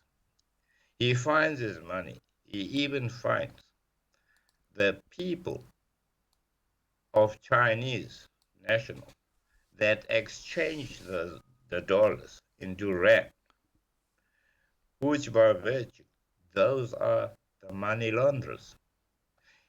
He must have got his money back. He must have threatened the Chinese and got his money back, because he then fails to open up criminal charges even against them.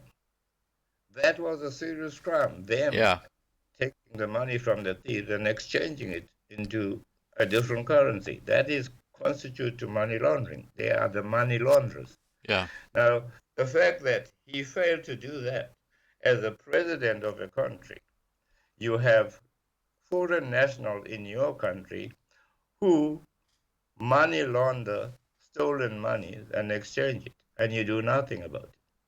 Therefore, by virtue, Ramaphosa, in terms of the legislation and in terms of the common law, he is guilty and he's an accomplice of money laundering in this country, because by not charging the Chinese.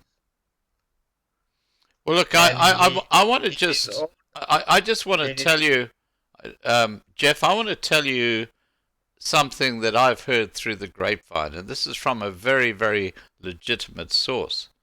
And you remember when Ramaphosa and his huge security detail went over to Russia and Ukraine to go and sort out the war and bring peace to the world? His plane was actually held up at Warsaw in Poland. And the official line by the fake mainstream media was because of the guns and the armaments on that plane. I have seen images, which I've actually put up here on Loving Life TV, of suitcases from that same plane full of hundreds of millions of US dollars in suitcases. That was why the plane was held up. Nothing to do with the weapons for his security detail. It was the money laundering that was clearly happening through these suitcases full of cash. That was not talked about at all. You know, this guy, Ramaphosa, is a criminal. He's a mafia boss. That's what he is. He heads up a mafia organization called the ANC. That's who he is. No, absolutely. Look, let me put it this way, Scott. For me, nothing shocks me in this country anymore. I've seen it all. I've heard it all. So anything in that regard that presidential plan carries money, which are money laundering by virtue, is very much true. That is how all these dollars fly in and out of this country through that presidential plan. Yeah, because they know the security are not allowed to touch it. Yes, yeah. Now, back to the Pala, I am saying, let's forget about what the public protector said. Let's forget about what Parliament has said in terms of the report. Bottom line is that Ramaphosa, in his own admission, he admitted to having money in foreign currency in his possession. And he admits that the amount was over the allowed limit. By virtue, he committed a crime by not declaring that money. Exactly. It goes further to say, even failing to report it to the police is a criminal crime. But former Director General Arthur Fraser, opened up a charge. It's probably quite a while sometime. To date, there has been no charge being brought against Ramaphosa. The question is why? Because it is clear, in terms of Section 34(1)(b), Ramaphosa can be charged for his failure not to report the crime. The Act says any amount in excess of 100,000 must be reported to the police. And he failed to do so. Yeah. And he failed to even report that in this country, there are foreign nationals, Chinese, which was identified and pointed out, which he also sent his crew to go in and inquire and investigate. He even failed to report them as money launderers of this country. And yet you are a president of the country who is supposed to be protecting this country, and yet you have foreign nationals that are here in this country laundering stolen money. Well, look, I want to just cut in there because, you know, a week before, or a couple of weeks before this Pala incident happened where the money was stolen from his furniture, guess who was visiting Cape Town? Bill Gates. Remember Bill Gates? He came over to Cape Town to have that infamous little tennis match with Roger Federer. That was the whole thing. Roger Federer played Bill Gates, and it was all bullshit. But Bill Gates came in his private plane with a huge amount of cash to bribe Ramaphosa. That's a conspiracy theory, but where else did that money come from? Because Ramaphosa suggested that those millions of dollars were spent on buying buffalo from his farm, and it now turns out that's bullshit. So the timing of that is just extraordinary. Even there was evidence that was given by the Sudanese guy that's allegedly. Yes, exactly. Even that document, you can see it's a fabricated document. Yeah, it is totally fabricated. But nobody questions that. Well, we're questioning it, and we're gonna get to the bottom of this, because I think this is gonna blow Ramaphosa right out the water. Now, tell me about Mr. Mkhabisi Jonas, the chairperson of the PIC board of directors. This guy, he was the deputy finance minister to Pravin Gordhan. He was also the chairman of the Public Investment Corporation. A very dubious guy, a guy that came up with the most bizarre story. He went into the Gumta's house and they offered him 600 million in a black bag. What fucking black bag? Sorry for the language. What black bag will have 600 million? He is a mastermind behind Jacob Zuma's removal. He and Pravin Gordhan. Crooked guy that comes out with propaganda and then just get away with it. I still want to know, where did he see that 600 million rand? He was very specific. And where would that money came from? Because subsequent to that, all the Gumta's account were investigated by PIC to see if there were irregular money movement. Even those reports could not reveal where 600 million would have come out in cash. So it's either the Gumtas were manufacturing fake money in the houses. That's where, if you did see 600 million in a bag, and I don't know how you even see 600 million in a bag, even if it was in 200 notes, what size of a bag was that? Yeah. You know, these guys, they just play with people's emotion, and we, black people in this country, we just tend to believe any BS that comes from these guys. Well, I can tell you now that that's changed. I can tell you the mood has changed against the bullshit that the ANC are coming out with. And I also just want to say that when it comes to South Africa, which is on a grey listing, which means that it's kind of that the world is looking at South Africa saying, this is a money laundering center of the world now. If South Africa goes onto a blacklisting, that's going to have a huge impact on the rand. Absolutely. Look, there is no two ways about South Africa going into blacklisting in terms of all the evidence that's now coming up. And if we combine the evidence between myself and the British authorities and the US, there's absolutely no getting away out of this thing. South Africa is one of the biggest money launderers in this country. And also, can I just add to that, also involved in human trafficking with children. It's just shocking what's going on. Now, this guy here, Daniel Matiala, Chief Executive Officer, Spiderweb codename, the Iron Master. Tell me about this guy. Well, interestingly, that we found that Dan was also part of this, by the way. But it was quite shocking. But I've had a lot of interaction. Dan Magila, as the CEO of PIC at the time, I confronted him regarding my inquiry and asked a lot of questions.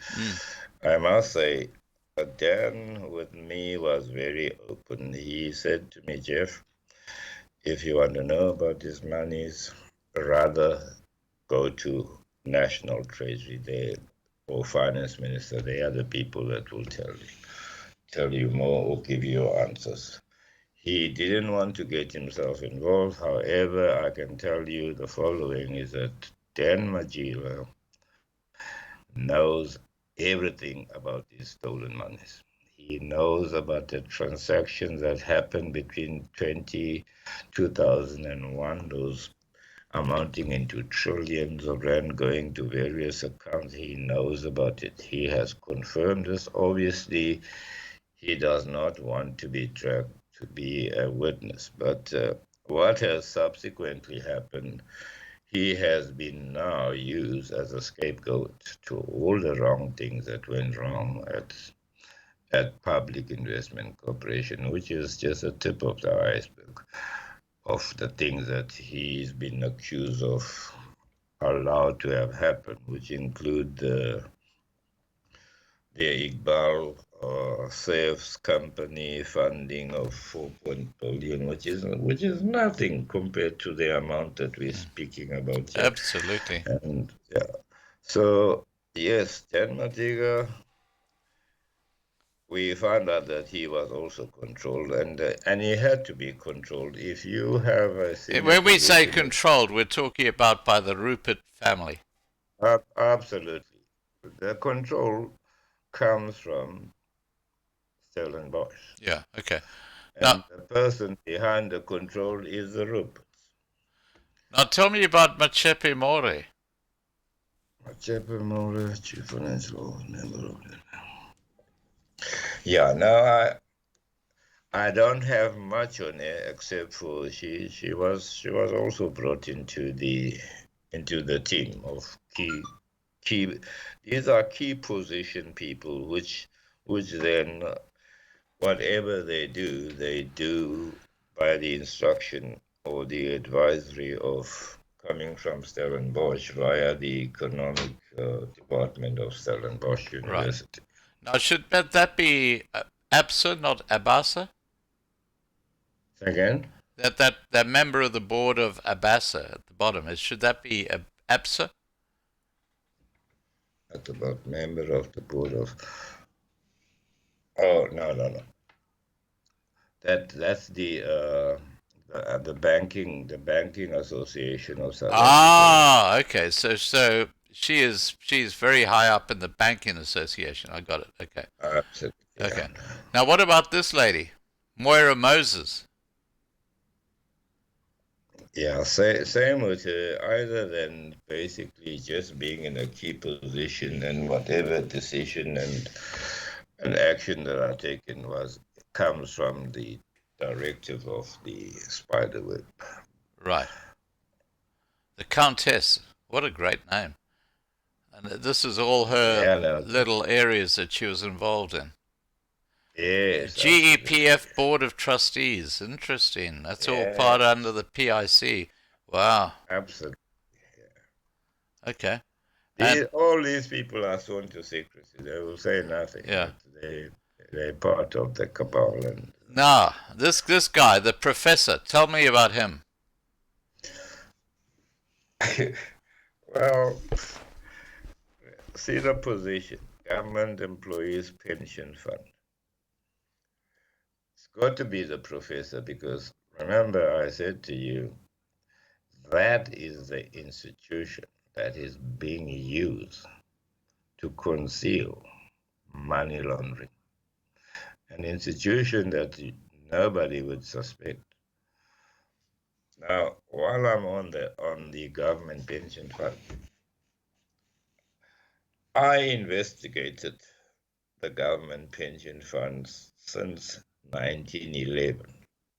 Remember, the government pension fund initially came from I think it was National Finance, NFC, but that is where government PIC originated from.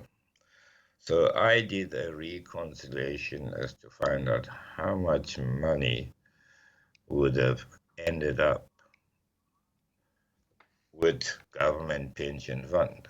So I did a reconciliation to see how much money was carried over, and I did it from 1911 to 1984. Up until 1984, there was very little money. There was in the region of, say, there was a 2 billion plus a 1 point something. So there was about, say, 3 billion carried over from 1984 being pension funds money.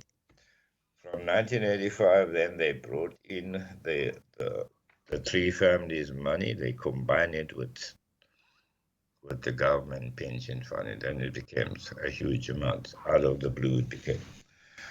That is why I was able to reconcile the exact amount of the amount that was supposed to have been transferred from the old regime to the new regime to have been only 14 billion. And 14 billion was supported by the former finance minister, Mr. Lidenberg, together with his DG.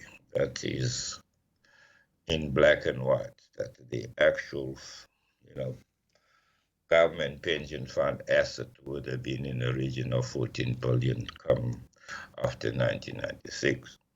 Now, if that is true, let's take away the monies of the dead people that they included there.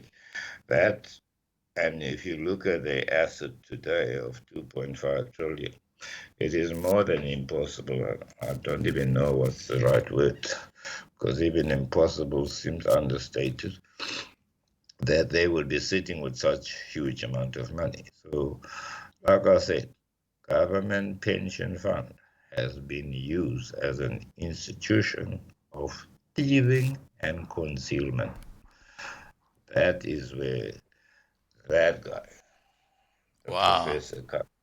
So he's central to the whole thing. Absolutely. Not only him, but quite a number of them. What is he He, doing right now? Do you know? pardon? What is he doing right now? He's probably still there. I have not really Okay. followed it, but he's Well, probably still there. I think he might be being visited by the Scorpions, who apparently are going to be reinstituted shortly. Now, what about Ms. Audrey van Niekerk, Board Secretariat, the fixer? Yeah. Yeah, okay, she's previously from APSA. She's a crucial member of the thing, and Maria's girlie, so she operates just like Maria Ramaphosa. So she's basically just totally sold to the Ruperts. Not only her, the entire bunch of these code name people, Yeah, all of yeah, them, yeah, yeah, yeah. whole They're lot, all lackeys for Johann Rupert. and their handler Yeah, was Trevor Manuel and Maria Ramos, the king and queen of leaves. yeah. The king and queen of Didn't leaves. get, they didn't, We're going to they refer didn't to them from now on as the king and queen of leaves. They didn't just get the name by coincidence. They got a name with the authority that they have. Let me tell you, none of them are within these structures, but they still, wherever they are, they still control this institution, this most crucial and Now, important institution of government, which is called National Treasury. They control it. They will control it even in their graves. now, look. Just something I have to ask you. Why are the king and queen of leaves? Is a leaf like a banknote? Well, why leaves? Well, You can POV that yourself with what leaves. That means everybody falls to the ground except them, basically. Okay. That means those people are just puppets, Yeah. basically. They are being controlled and told to do whatever, and if you don't abide, you will fall off. Okay, now we're coming to the almost the end of this document. The spider web has brought back the Queen of Leaves to restructure National Treasury moving forward. Do you want to talk to this? Well, see that is where. Remember now, this was getting closer to Ramaphosa's Mm, election, which was guaranteed. I mean, mm, these people knew even before the conference because they had put certain things in place that Ramaphosa was definitely going to hook or crook was going to win the yeah, election, yeah. basically. So Maria Ramos started restructuring, you know, the national treasury, to be in line with what needs to be done from there, etc. So that is what this part is basically talking about, yeah. And it suggests who's going to go into what position at what time, basically. So they were restructuring the setup, basically, to be in line to fulfill whatever Ramaphosa's duties were and what to do. Now, you say here during the recent World Economic Forum in Cape Town, Nini assembled all the DDGs and chief directors from National Treasury at a Cape Town hotel for a brief meeting. The deputy Yeah, minister was not part of the meeting since he was traveling to Paris. These are the outcomes of the meeting. Let's have a look. DG's yeah. position. Do you want to talk about these? Yeah, no, there you can see.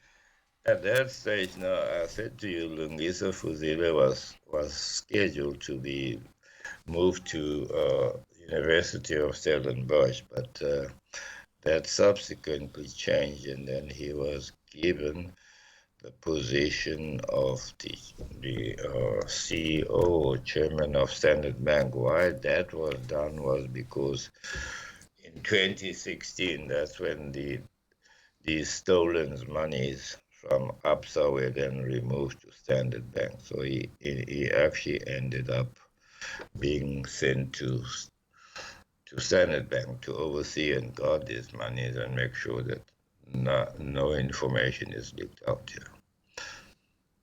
So who's Avril Halstead? Where is he? It says halfway through that page that Oh Avril. no, he is one of the employees that's been at with Tracy. I don't know very much about it. I do know Michael Sachs. Yeah, Michael Sachs. I do know Yeah. him. I had a few interaction with him. I don't know if he's still with National Okay. Treasury or yeah. And state-owned enterprises. Minister Nene. Yeah, Minister Nene was Minister Nene was fired as a result of this report because we found out that he was getting advices from Stellenbosch via Maria Ramos. Mm. So he was the reason Jacob Zuma removed him was because of this report here. Okay. And South African Airways. Here we go. Yeah. Okay, so that's GTAC again. What Yes. about ESCOM? Treasury must support the appointment of Brian Molefe. Yeah, no, it is. Remember, Brian Molefe was a DG at National. He was a groom boy in terms of protecting all this corruption. He was very supported by Maria and Trevor because they groomed him to be the protector and the front runner. So they supported him at one stage for him to be appointed at ESCOM because then he would protect certain things and reveal certain things. And what they didn't see coming was that Brian, instead of criticizing and blaming everything on the Gumtas, he made a U-turn and started blaming Glencore for all the Glencore and all the big companies instead. So he became a bit of a disappointment This is the after same that. Glencore who were pivotal to getting Ramaphosa elected as president. Yes, Oh absolutely. wow! Same, This yeah. is this is this is just crazy The shit. same I Glencore, can't believe it. Now okay. they, they owned the Optimum mine that was eventually bought by the Guptas. Yeah. That's how the Guptas got involved with Eskom in terms of the coal supply. And the same Glencore was a company that gave Ramaphosa shares where he first opened his mining company, Shaduka. Now look, I just before we go one sentence further, I just want to make it clear to everybody listening to this live stream or this video after the live stream that Jeff has offered this information to the fake legacy media in South Africa and they have refused to even entertain it. Am I Well, correct? interestingly, let me tell you, I've tried every means. I know these investigative journalists by name, Yeah. and I've confronted them, given them the information. They just said no, we're not interested. Uh, there is this other channel called Special Assignment. What is it called? I sent all the information, and they came back to me and said, with the implication of people in such high profile, they would not be able to do any documentary on this. They turned me down blank. So basically, you have in South Africa, you have mainstream media, including broadcasting institution that would not broadcast or publish anything that implicate certain elite in this country, who are by virtue the owners of these institutions, the mainstream media and the Well, broadcast. The Ruperts would have a controlling interest on those. So we're talking about like Enco, which is run by the Ruperts. We're talking about the South African uh, Broadcasting Corporation. We're talking about Mail and Guardian. We're talking about all these different online media who wouldn't touch this because it might impact their bottom line because the government would then say, middle finger to you, we're not going to pay you one more cent in advertising. That really what we're talking about, isn't it? That's what it builds to. And strangely enough, uh, SABC published or broadcasted a bit about Yes, my I actually uh, put that up in the first video. Yes, yes, yes, about my claim, and yes, including the government pension funds of the yeah. TBC state. And I was actually surprised because somebody called me and said, "Hey, did you see something on SABC?" I said, "What?" He said, "Well, they mentioned your name there. They spoke about your Mm. claim, etc." Then I listened to that YouTube, and it was done by Leanne Manas, and Yes. she was quite spot on in what she reported. I was actually shocked that she actually did that Mm. because nobody's done that before. But I found a bit of an error in what she said. She said in an interview, she said, but this, she mentioned the 1.35 trillion Yes. being a big, huge claim, biggest ever in South Africa, which is true. Yeah. But she mentioned that in 2022 or 21, there was a court ruling that made a ruling after, you know, evaluating the facts and made a ruling. Yes, now I want to talk about that ruling because that was a misconception. Yeah, go ahead. The Suti status of the case is currently before the Bloemfontein Appeals Court. We are appealing a judgment that was issued on the 6th of October 2022. A very dubious, biased, pattern error judgment that said in order for us to be successful with a claim, we need to first challenge the constitutionality of the legislation. That is wrong in fact and in law, because to be quite honest with you, that is why I took so long from 2011 to eventually lodge a claim in 2019, because I knew there were certain part of the legislation that first needed to be challenged. And one of the last part that needed to be challenged was the prejudice legislation on Regulation 3, which forbidden the money from being paid to a Lesotho citizen. I challenged that in 2018 and subsequently was granted exemption against the people of Lesotho, Namibia, and Swaziland, because they were part of the common monetary area, which should have never been. There should have been no restriction in terms of moving money to those countries. But Tito Mboweni was then finance minister. He granted me the exemption that I needed. That is why I only had to file the court papers after that exemption was being granted.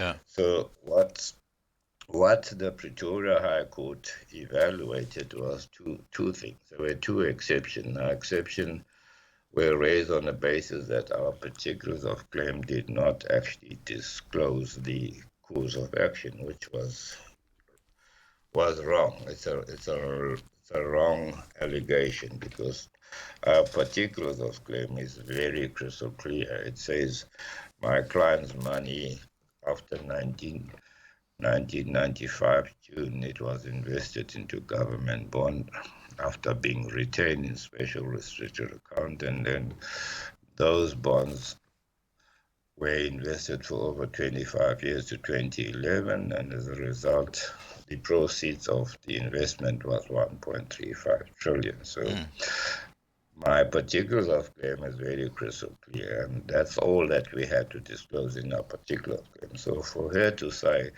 our particulars of claim does not disclose the cause of action is wrong in fact and in law. That is what we are challenging, and we hope. We just filed the last bit of papers on Friday, so we're hoping that we're going to have that reverse. Once we do have that reverse, I am 100% sure that APSA and PIC will start talking settlement, because they don't have any defense in this matter.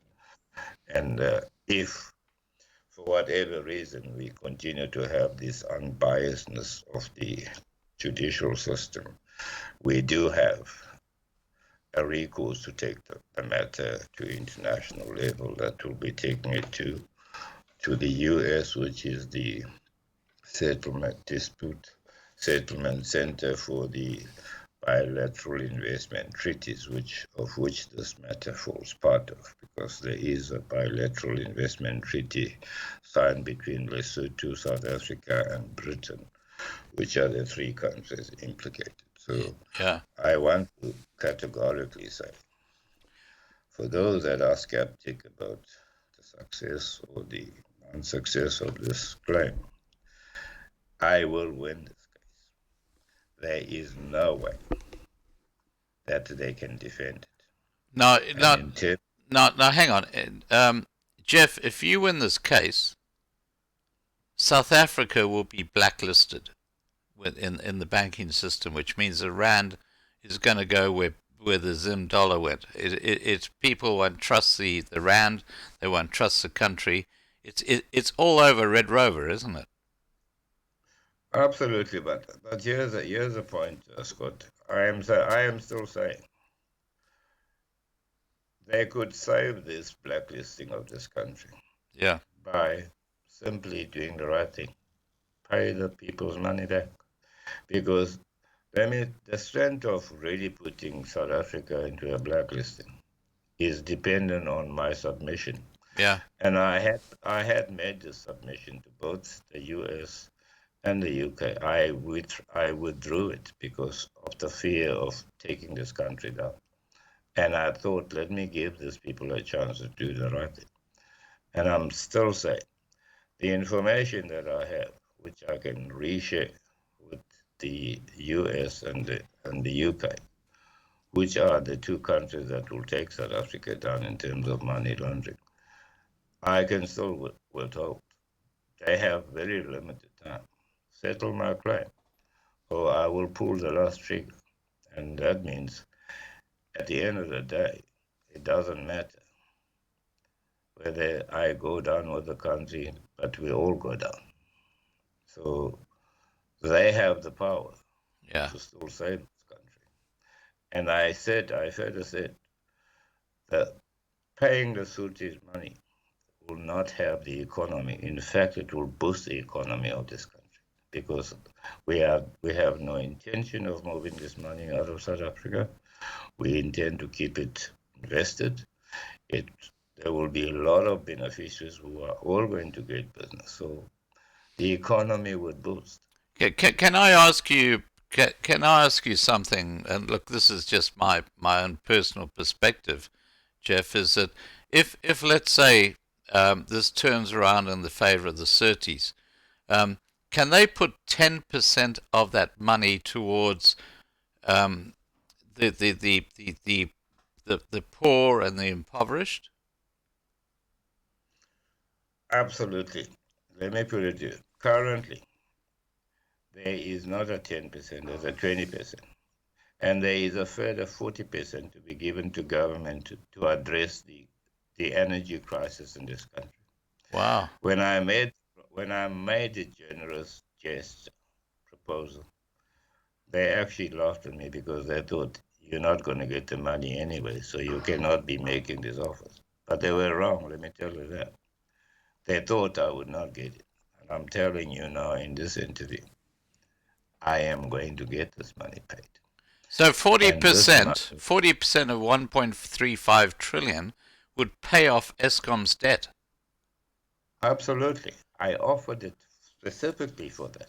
And you've got ANC people, the mafia, including Maria Ramos, whose page is up there right now on the screen, who are basically stonewalling this happening.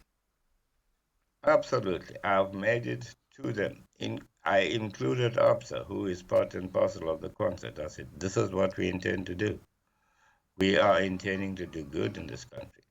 And the country would lose nothing. All that will happen is that the ownership of the money would go to the rightful owners. Look, that's all that's going to change. I have to say, from this discussion we've had, for tonight's live stream, is that if you think of a spider web, okay, we're talking about Project Spiderweb. If you think of a spider web, the deadly spider that's sort of like patrolling the spider web is Maria Ramos, isn't it? Absolutely. Maria Ramos is the key person. She is the handler of all of them. Working for the Ruperts. Absolutely. Wow. Remember the marriage between her and Trevor? Yeah. Was planned by the Ruperts, was funded by the Ruperts. So it is a couple match made in hell. In hell meaning Stellenbosch, Rupert territory. So the bottom line is there is a Stellenbosch mafia. There is white monopoly capital, but it's not white population. It's just like the ultra wealthy families like the Ruperts and the Oppenheimers. That's it. So when Julius Malema says, "Oh, white monopoly capital," what he's talking about is Johann Rupert and Nicky Oppenheimer. That's what he's talking about. No one else. Or the rest of the white population are just victims. Yeah, in general, when we refer to white monopoly capital, that refers to the big corporate companies in this country, which are by virtue owned by the people we've just mentioned. Period. Yeah. Well, look, I would love to have Johan Rupert on a live stream on Loving Life TV. I'm not going to hold my breath because I think he's too important to come onto lowlylovinglifetv.com. But guess what, Mr. Rupert? We're going to continue to expose what you're up to. And I've got to tell you, Jeff, that I've had some very interesting emails, like the guy from Glencore, who are coming out of the woodwork, and they've had enough. They're ready to spill the beans, and I think we're just starting to move into an era where these corporate mafiosa, like the Rupert family, are going to be exposed for what they are, and that is thieves, common thieves, those ones that you find running around the streets like rats. That's what they are, and they're stealing from people who are basically impoverished to meet their own political aims and their own power-based aims. I mean, these guys are disgusting. They stink. I mean, they just they smell. They just I can't put words together for them. They're scum. They're scum. That's all I can say. They are thieves, thieving on an industrial scale, Scott. That is the big corporate empowered And yet the ANC government. Yeah, but the fake legacy media would have you believe that they are philanthropists and they're doing everything they can to help South Africa, and that's a load of crap because they basically run the entire show. That's a lot of crap indeed, because they have billions of stolen money given to them. Yeah. They don't even create enough employment in this country. That is why this country has got such a high level of employment. Yeah. They should have at least used that money to create jobs. Mate, look, I'm going to wrap up this live stream. We're going to have another one after this one, but is there something you'd like to say to people just in wrapping up this live stream? Well, Scott, I can say nothing. It is up to your viewers and your listeners they have heard the truth, nothing but the truth, to make up their own mind. And I think the time has.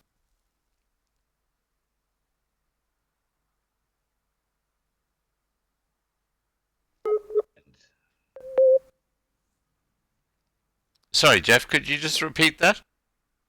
Yeah, and I believe the time is now more than ever for every South African citizen to stand up united, to remove this evil ANC government by virtue stopping this manipulation of the big corporate, of which the ANC is in collude and in concert with, which does not benefit any of the citizens of this country and only benefit themselves. Yeah.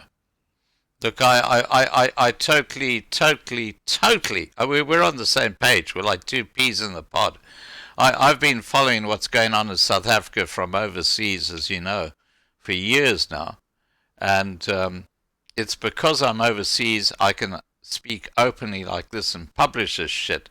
Because if this was published by one of the alternative media companies in South Africa, it would be resulting in probably them being imprisoned for a number of years under the new censorship laws that they're bringing out.